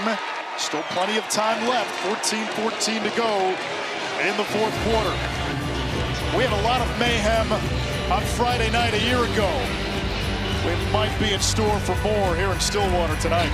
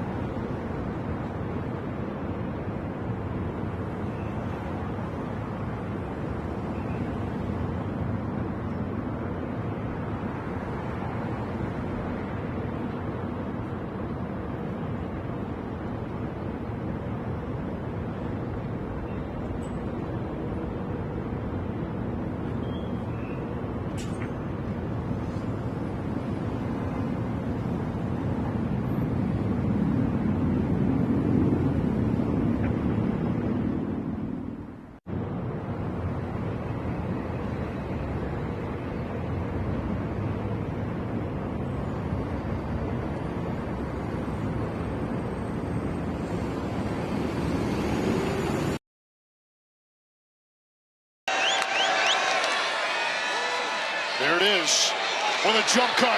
Big seam, still going. Has midfield and rumbling into Cowboy territory where Tulsa has lived tonight. Excellent job up front of run blocking and then sticking that left foot in the ground and making a nice cut right upfield. Is Dominic Richardson. Hey, put this team on your back is what he's saying. Hey, give it to me, give me the rock. I've got more than just a little bit left. I got a few more carries left in me. Up to 118 yards rushing, 5th career 100-yard game, 2nd with Tulsa. They go to the tight end, Foley. Cut down for a TFL. Robertson is the one guy who's made some plays in space for Oklahoma State. Yes, he is. He backed up. Terry Rucker last season has stepped in nicely and has filled those shoes. He's played a nice ball game tonight. Rockwall, Texas. 2-time captain, originally a walk-on.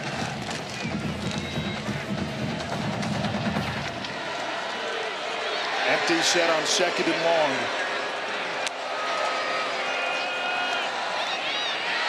Hayes finds Zion Booker. And he sets Tulsa with a 3rd down and about 3. And Hayes is trying. Instances in this game, 2nd and long, 1st and long, and Tulsa able to get the chunk play. I knew Francis was out of this one, and the concussion. Hayes is trying to make it tough to turn those keys back over to Kirk Francis when he is indeed healthy and ready to go. He's playing a phenomenal game right now for Tulsa. 4-down territory for Tulsa. Hayes, the zone read, caper! Cale Smith with the TFL. And now the decision gets real for Trey Lamb. It's 4th down. Does a nice job and an excellent read, pulling it out because Trip White was there to take away Allen, the back, and that forced Hayes to keep it, but nowhere to go. That's a pretty good job of team defense overall for Oklahoma State. They bring in Angus Davies to punt. Now, Trey Lamb did tell us they do have a fake punt in the back pocket. Keep this one, keep that in mind. They are not afraid to run the fake. And plus yardage territory, it's calling for it. A flag. Delay of game, kicking team, 5-yard penalty, 4th down. I think that tells you the fake is off the that's table. More the setup, maybe. You're already thinking it's off. I'm not so sure just yet.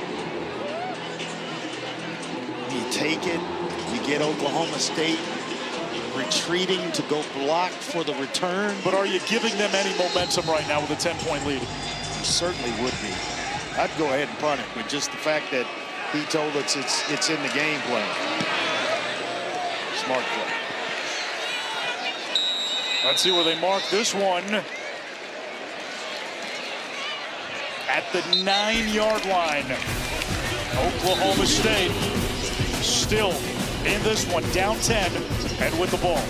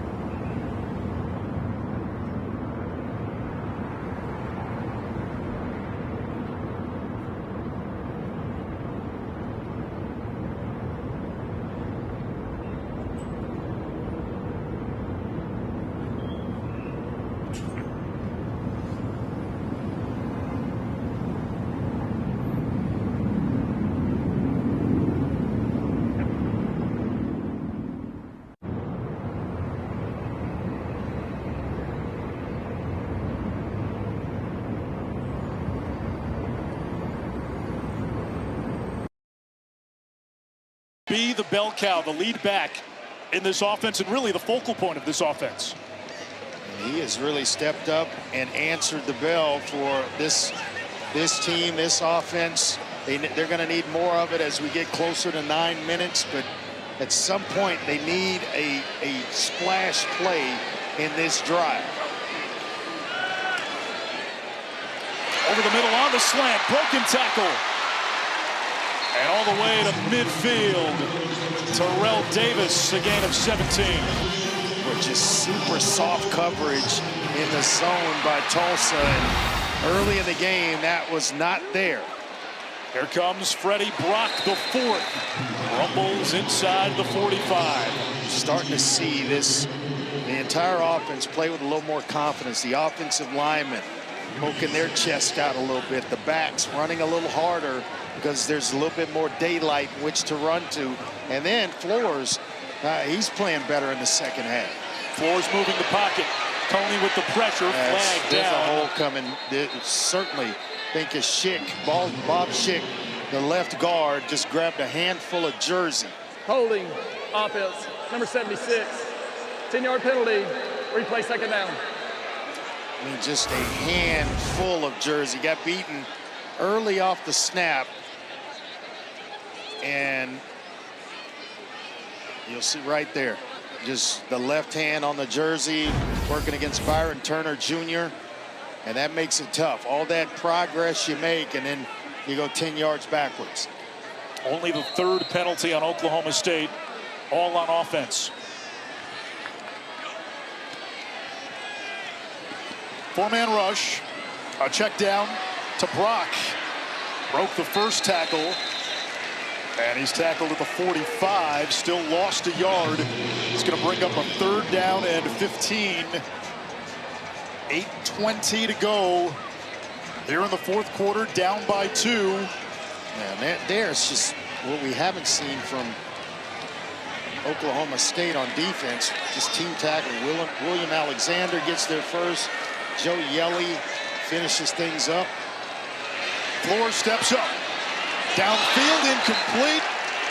Threw it behind Davis, and now on 4th and 15. Let's see what Mike Gundy does. Champ Lewis, the junior transfer from TCU, with pretty good coverage there. Oklahoma State will punt. There's some good things that you're getting from Flores. I mean, that stepping up, not trying to go around protection, keeping his eyes down the field, and just unable to connect with Terrell Davis. 5th punt of the game for West Paul. 19th punt of the season. And the penalty. They were rolling until the holding penalty by Schick. Booker lets this one bounce. It takes a Cowboy bounce and downed inside the 5-yard line. Tulsa's offense back to work after a 51-yard kick.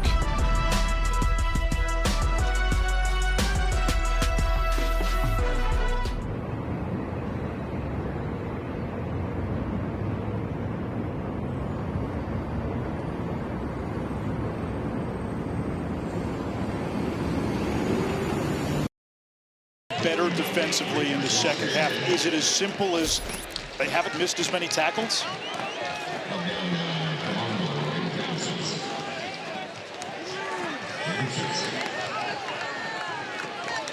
I think it's just tackling. When you wrap up and you tackle, you're holding guys short of the first down marker. It's that simple. We saw when the game first started, so many missed tackles in this game by Oklahoma State's defense. Hayes on second down. Little check down pass. Didn't have enough helium. And it's 3rd down. And boy, if Oklahoma State can get a 3 and out, get the ball back. There were fans heading for the exits. 7:04, 10-point game. College football, we have seen wilder things. There's plenty of time left. We have the 2-minute timeout yet to appear. So there's 3 timeouts for Oklahoma State as well as the 2-minute timeout. That's an eternity in college football.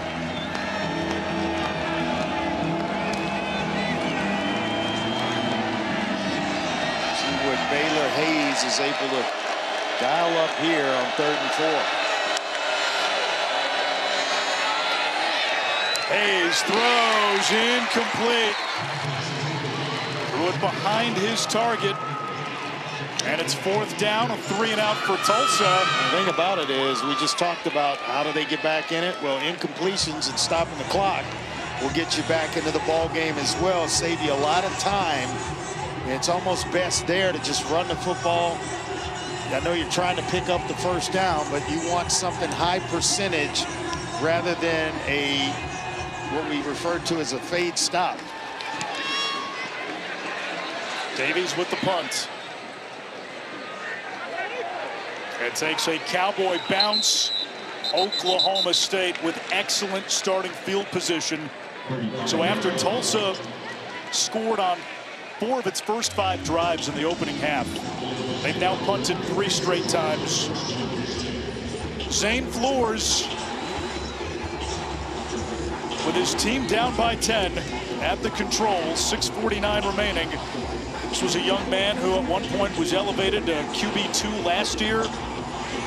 Decided to have surgery on his foot, an issue that had bothered him since high school, and it wasn't long after he had the surgery, the starting quarterback Garrett Rangel broke his collarbone, and Oklahoma State had to go back to Alan Bowman. Flores may have gotten a chance.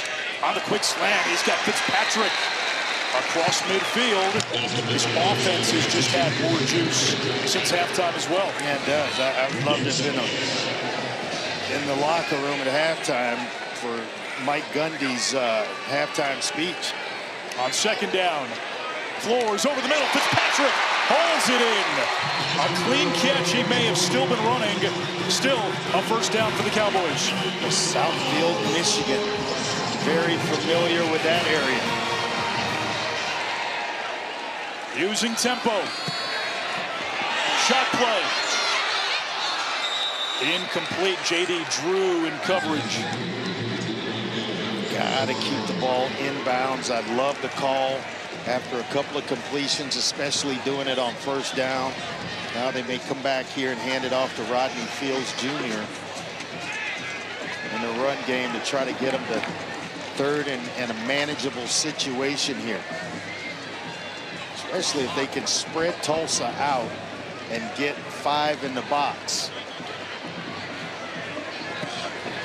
Not going to cooperate. Going to keep 6 there. Flores to the air. Launches one down the sideline. Incomplete. Lento Smith stuck his arm in there. Sam Jackson was the intended receiver. And they decide to go back to Sam Jackson. Kind of been waiting on that. And it's a blitz by Tulsa. They disguise it well, but that ball should have been caught. Well thrown. Sometimes you just got to make a play for your quarterback. And in my eyes, if you get your hands on it, make the catch. 3 of 12 on third down. Fields motions out. Pressure. Flores is hit. Juggled incomplete. Fitzpatrick could not hold on. And it's 4th down. That's that long corner we're talking about. Elijah Green into the short side of the field. He's up a little bit closer this time in press coverage. He gets a nice move. Fitzpatrick throws a nice move to get separation, but you got to finish it. Now you kick a field goal. It makes it a 7-point game if Logan Ward can connect. His range is up to 55.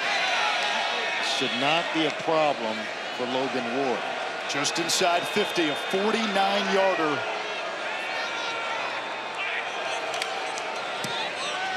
Kick is up. And good. We got a ball game. 5:49, 1-score game. We have a ball game, my friend. Oklahoma State scored a field goal on its opening drive. Tulsa then scored on 4 consecutive possessions, but the Golden Hurricane missed opportunities in the first half to really open up a cushion, to force Mike Gundy and this offense to be one-dimensional. They got field goals instead of touchdowns on a lot of those drives, and that's why it's a 7-point game with 5:49 in the 4th. And a couple of punts as well here in the second half, not allowing for a lot of time to run off the clock. So instead of converting on those 4th down situations, they've been in situations where they've had to punt it away because it's been a difference in the way Oklahoma State's played defense. The tackling better, identifying things a little bit better here in the second half, and getting off the field, forcing the punts we just talked about. You saw Baylor Hayes a moment ago. Last year he was at ETSU as a true freshman. Started one game against VMI, now in the heart of Big 12 country at Oklahoma State. But the first-year head coach who recruited him to ETSU, and then he followed Trey Lamb to Tulsa. Presley ambushed shy of the 20-yard line. That's been the other factor.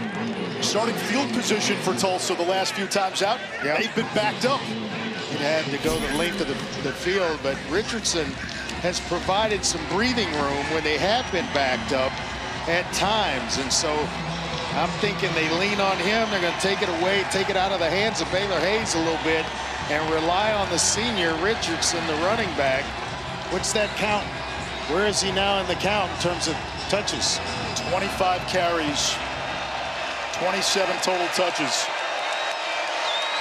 Fourth straight drive for Tulsa, starting inside its own 20. And he is a battering ram, getting stronger as the game goes on. Richardson north of 130 yards rushing now. There's a little bit extra on the line for him, having been a Cowboy at one point in his career, but that's the same exact play. He broke right up the middle of the formation when he put his foot in the ground, that left foot, and got north and south. It's a heck of a run to give your team a little breathing room. Tulsa will take its time.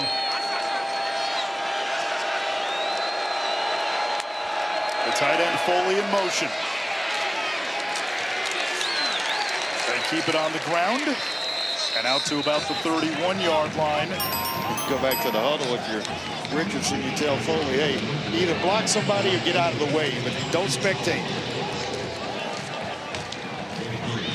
27 carries for 138 for SMU TCU. Oh, yeah. That one always has some fireworks, right?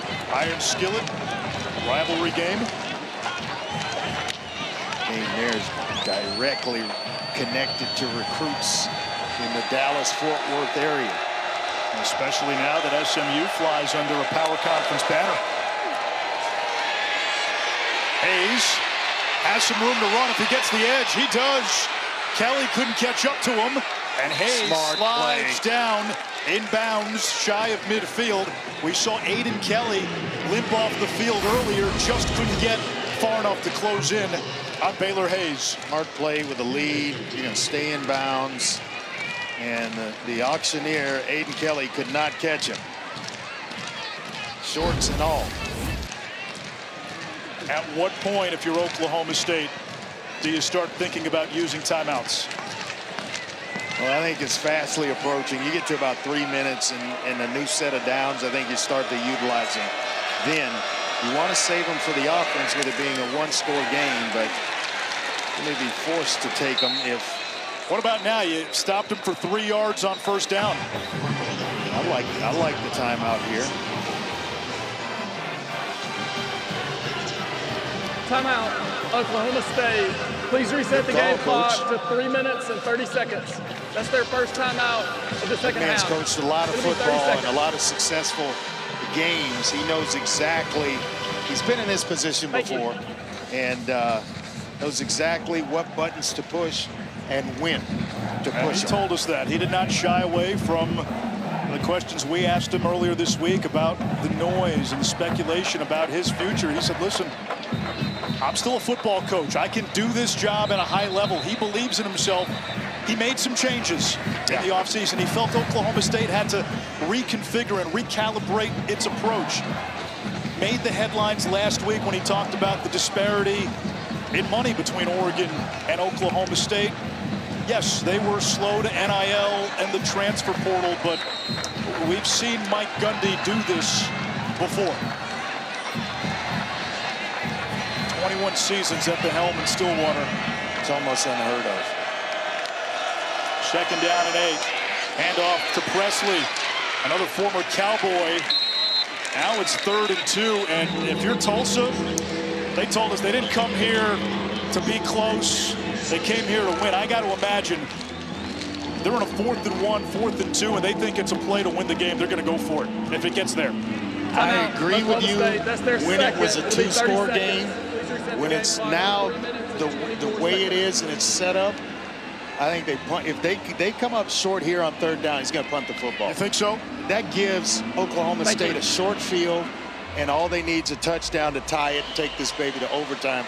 2 points, and they win the game. So I think they're going to rely on their defense, try to punt them down inside the 10-yard line, and force a quarterback in Zane Flores to go the length of the field to beat him. I think that's the play. I think it's going to be only making his 2nd start. Yep. If you're Trey Lamb, and somebody told you before the game, hey, it's one play, 4th and 2 with a 7-point lead, middle of the field, 4th quarter with a chance to potentially win the game. If you gave him that option before the game, I think he takes it, Andre. It's a lot easier to make that decision before the game and when the game is being played. Well, they pick up 2 here, then it makes the decision awfully easy. It's going to go to number 21 right here. Richardson runs into a palisade of defenders, and he lost a yard. So no positive traction now. It's 4th down and 3. And what does Trey Lamb do? Will he send in the punt team? He may leave his offense on the field. Hard count? Try to hard count Oklahoma State off. That's their 3rd charge. Offsides. It'll be 30 seconds. And Mike Gundy does the proper thing in spinning a timeout to not allow that time to run down, forcing Trey Lamb to go ahead and put his punting unit on the field. And Andre, this is 4th and a yard. Had they picked up a yard, maybe different. You lost a yard. You just lost the line of scrimmage. This may change the math. Well, I think if he'd have gotten right back to the line of scrimmage and it was 4th and 2, he would punt it away. You're not going to give Oklahoma State the football. They're at the 48-yard line or so, wherever that thing's spotted, 47 1/4. Angus Davies, the punter, will come out. Now, he did tell us there was a fake punt in the works for this week. It would be very surprising if they pulled it out here. Could even see a delay to give Davies more time. Oklahoma State out of timeouts. They still have the 2-minute timeout.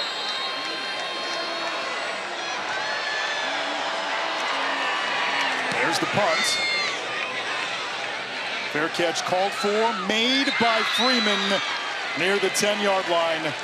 3:13 to go. Cowboys out of timeouts. The only way the clock stops is that 2-minute timeout that I've been howling about for the last couple of minutes. Zane Flores and this Oklahoma State offense have come out of their slumber in the 2nd half. Been impressed with him making his 2nd start. I think I'm more impressed with his ability to make plays with his legs that they didn't feel he could do on a consistent basis unless things were wide open. He's been tough. He's shown some grit, and he's made some plays. Let's see if he's got a couple more to lead his team down the field and maybe tie this thing up. 3:13 to go. Flores over the middle, has a receiver. It's Will Money. Big first down, big chunk play to get the drive started. 2nd catch of the year for Will Money. And a nice throw, time-wise, by Flores. Flores launches, a lot of contact. Incomplete. Looked like Champ Lewis was tugging on the jersey of Cam Abshire, and no flag. They got some good-looking defensive backs in this program at Tulsa. He's got a handful of jersey. That's interference all day long. Easy interference call. How do you not call that holding at the least? Got away with one there, Champ Lewis. 2:48 left.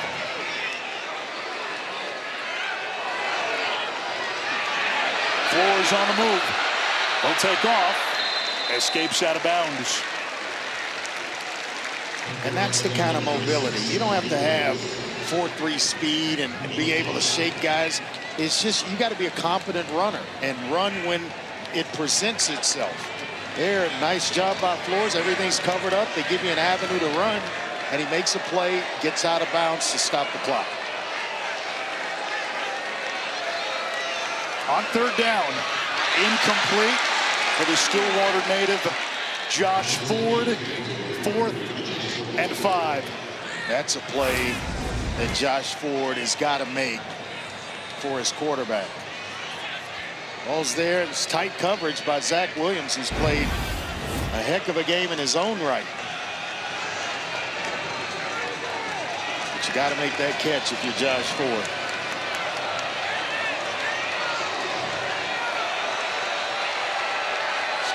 Here we go. There's the blitz. Flores off his back foot, underthrew it. He had Fields open. Tulsa takes over on downs. And I mean wide open, Anish. Oh my goodness. How Ford slips out, and he's unaccounted for because of the blitz.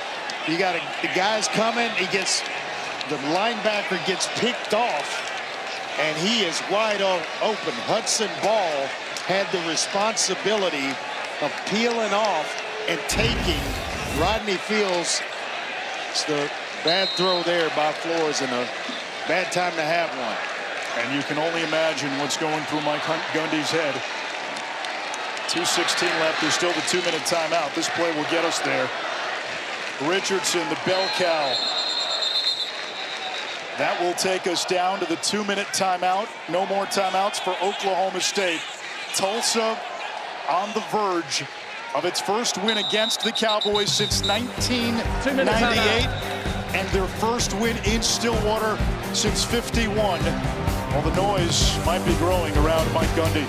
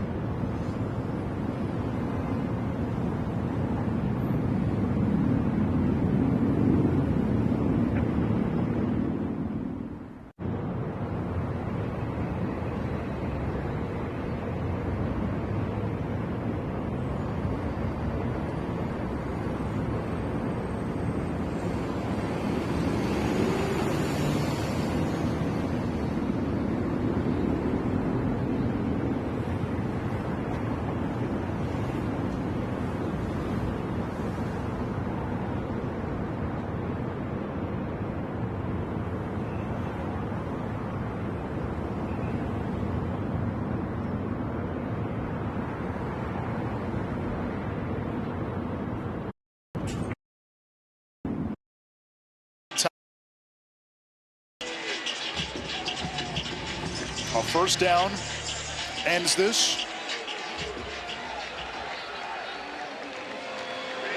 Dominic Richardson.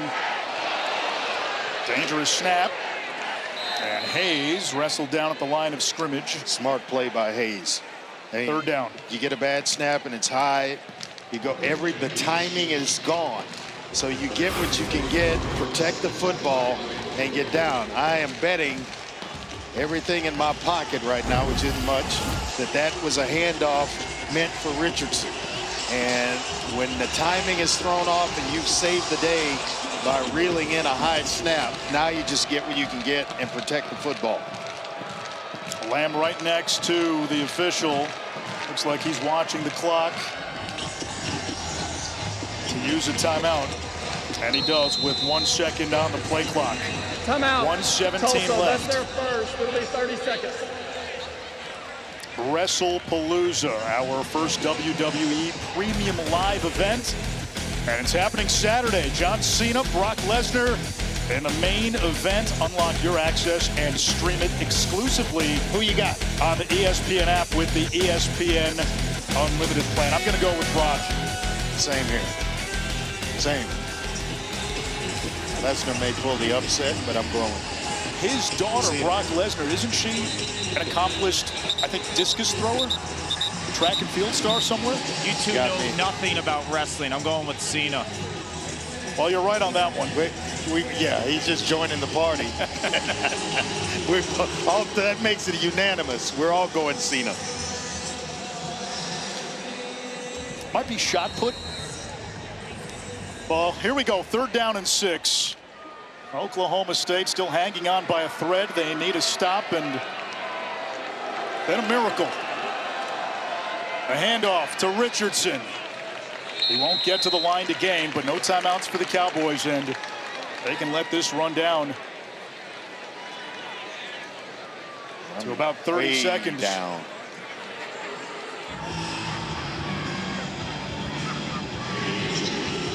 If Oklahoma State loses tonight, the noise around Mike Gundy will surely amplify. This was a game that, coming off a bye, I think Cowboy Nation looked at and said, it's a chance to get right. It's a chance to right the ship. And there have been a lot of noise and speculation concerning Mike Gundy's future. He's done so much for this university.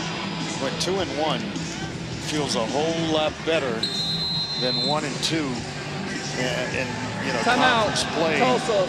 That's right their around second. the corner with 30 Baylor seconds. next weekend.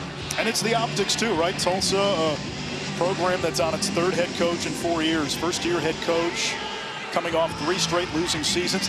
A Tulsa team that lost to New Mexico State, lost to Navy, despite having an early lead in that game. And part of the reason at the top, when you heard me say, be careful what you ask for, with Philip Montgomery, this was, you know, bowl games every once in a while and every couple of years and contending for conference championships. And then they run him out of town, and it's been 3 in the last 4 years.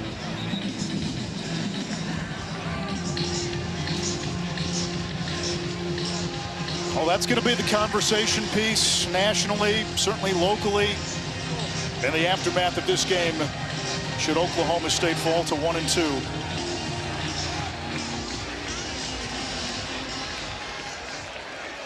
They're going to try a field goal here to make it a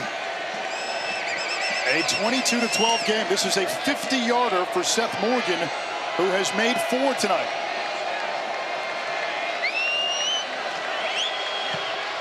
Here's the kick. It is no good.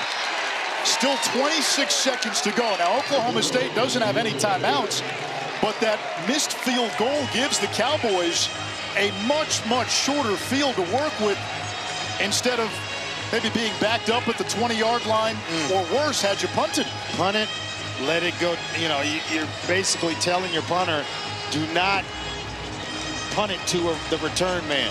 It goes out of bounds. We play and live with the ball wherever it's spotted down around the 10, 15-yard line, so whatever it was. But this is a whole different deal. The door is still ajar. 26 seconds, but no timeouts.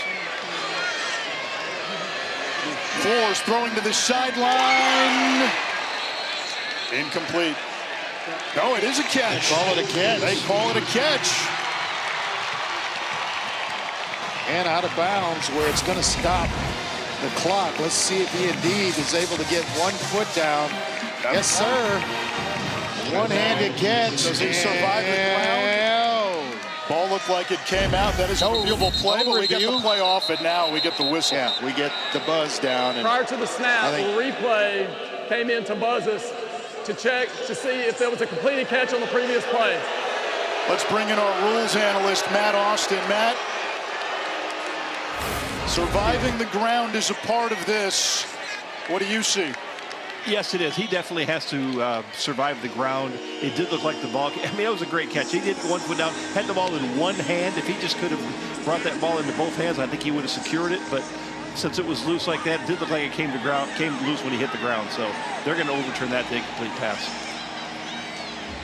Oh, what an effort, though, Matt. I mean, as you mentioned, that's a converted quarterback, Sam Jackson. Yes.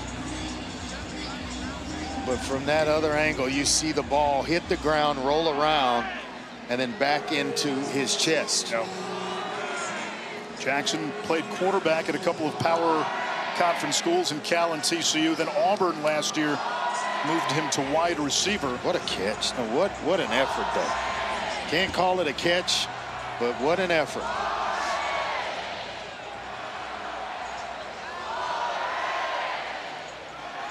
Andre, I know when you played at Houston, you didn't have many close games. What was the back pocket play for situations like this? A little curl, and you're bringing a guy around, maybe a slot receiver, tossing the ball, get as much as you can. We loved running the draw play. When you thought we were going to try to force it down the field, we'd run spoon underneath on the draw play. And I mean, one game he had 11 carries for like 222 on that one play alone.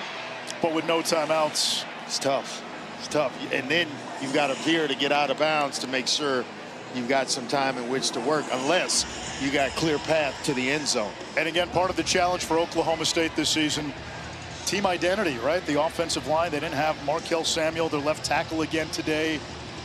They had to reshuffle the offensive line from week 1 to week 2. They're still looking for that alpha to emerge in the receiving room. I think they found their guy in the backfield today, though, Rodney Fields. Yeah, he had a superb game, ran tough and hard. I think they're looking to see if the hand of the Tulsa defender didn't kind of keep that ball from touching. Matt, they're looking at this awfully long for a play that you said you thought would be an easy overturn.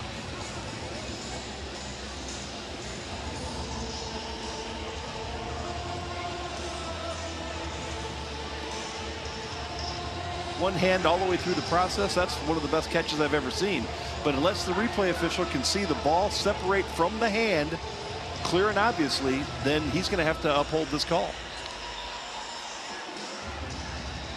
The ball can touch the ground, it just can't come loose. You cannot use the ground essentially as a third hand. That's correct. And can you really tell that he didn't?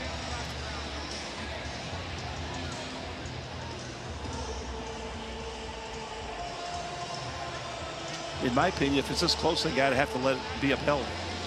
They've looked at it for a long time now. This much time on it. I'm with Matt now. I think this may hold up here.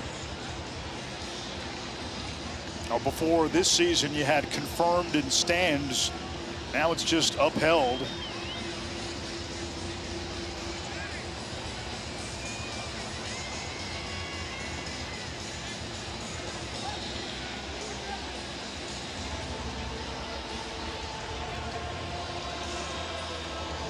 If it remains a catch, whether a catch or not, it's one heck of an effort. Well, if it remains a catch, you got the ball at the 43-yard line. Yeah.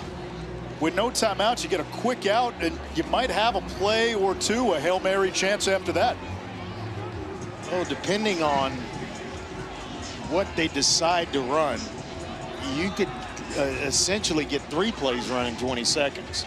Now, if you're running down the field and, you know, eating up clock, that's different, but you can get 3 in 20 seconds run relatively easily, I would think.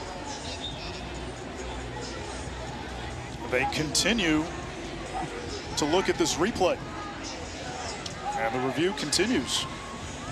Yeah, at this point, aren't you just looking for a reason to overturn it? This long? Matt, if you haven't found anything at this point, call is upheld, isn't it? Well, that's exactly right. We've gone almost 5 minutes. You're supposed to limit replays to 2 minutes. If you don't know by now, you got to let the call be, let it be After upheld. review, the ruling on the field is upheld. It's a catch. It'll be first down. There you go. And what a catch it was. All right, Andre, so now how does Oklahoma State manage these final 20 seconds? Ball on the 43, no timeouts. Well, with no timeouts, that makes it tough. But you've got to try to spin it to the edges. You got a quick out situation here with a slot in the bottom of the screen. They don't choose to go there. They go over the middle. Fields has to get the first down. He does inside the 45. Now you got to get set. Momentarily stops the clock. And don't move players. There you go. And now the spike. With 11 seconds left. So you're going to get at least 2 more plays run before this thing's over. Tulsa has got to make sure that they're tackling and tackling well, because somebody comes out of a tackle and gets loose, then you may have a problem on your hands. But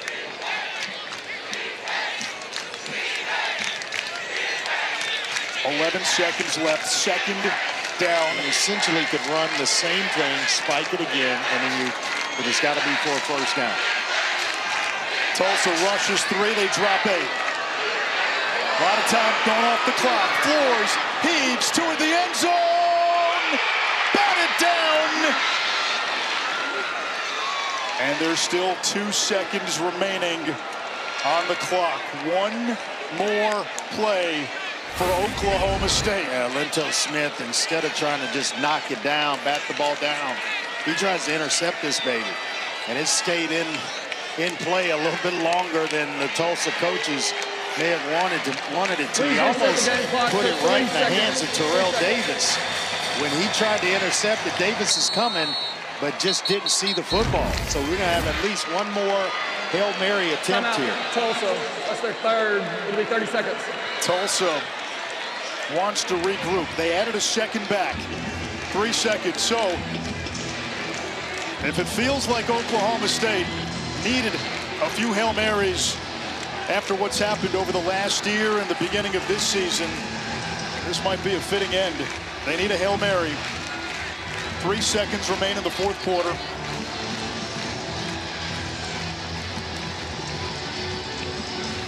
Been a tough last year and a change for Mike Gundy in Stillwater. Well, one thing's for sure, Zane Flores can get the ball to the end zone. His arm's strong enough to do that, so it gives you a chance, and that's all you're looking for. Who's the big receiver? Who's the guy that can go up? Fitzpatrick. He's 6'4". That's the guy maybe targeting to try to force it to.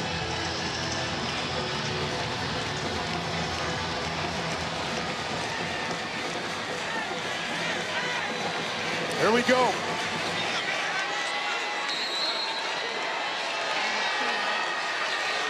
One last chance, Oklahoma State. They bring pressure.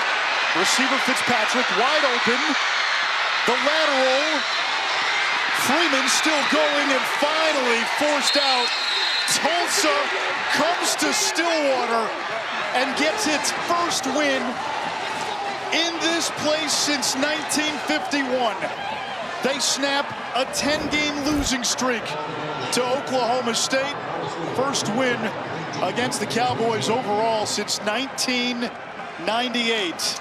Trey Lamb, in his first season as Tulsa head coach, gets a big program win. And for Mike Gundy and Oklahoma State, I think we know what kind of noise might be coming over the next 24, 48 hours. Let's go down to Paul. Coach, your defense made some huge stops one after another. What defined that unit tonight? Yeah, we wanted to make that quarterback beat us. We wanted to stop the run. We did just an okay job of that, but unbelievable performance by our defense in the second half. Offense, we kept sputtering there, kept responding 1 play at a time, and had a nice night. Dominic Richardson, 31 carries, 146 yards. How would you describe his performance? Well, they told him he wasn't good enough to play here, so he had a chip on his shoulder all week. Transferred from here, came to us, and the guy's a dog. He's our best player, and we gave him the ball tonight. 1951 was the last time Tulsa beat Oklahoma State in Stillwater. This week, you believed your team could win here. Why? Yeah, we got a good group, man. We got a lot of fight. They've worked hard in the weight room. We're tired of being little brother, man. Tulsa football's back. We're not going to be on the third page of the paper anymore. That was a statement win for us. Thank you, Coach. Yeah, appreciate you guys. Rain King. Trey Lamb talked to us about new Tulsa. He said, we want to bring new juice. We want to bring a new vibe. Yeah, Oklahoma State's feeling it, and they're down. Tulsa, but the boys from 70 miles up the turnpike landed a haymaker in Stillwater tonight. Time for SportsCenter now. David Lloyd and Ryan Smith.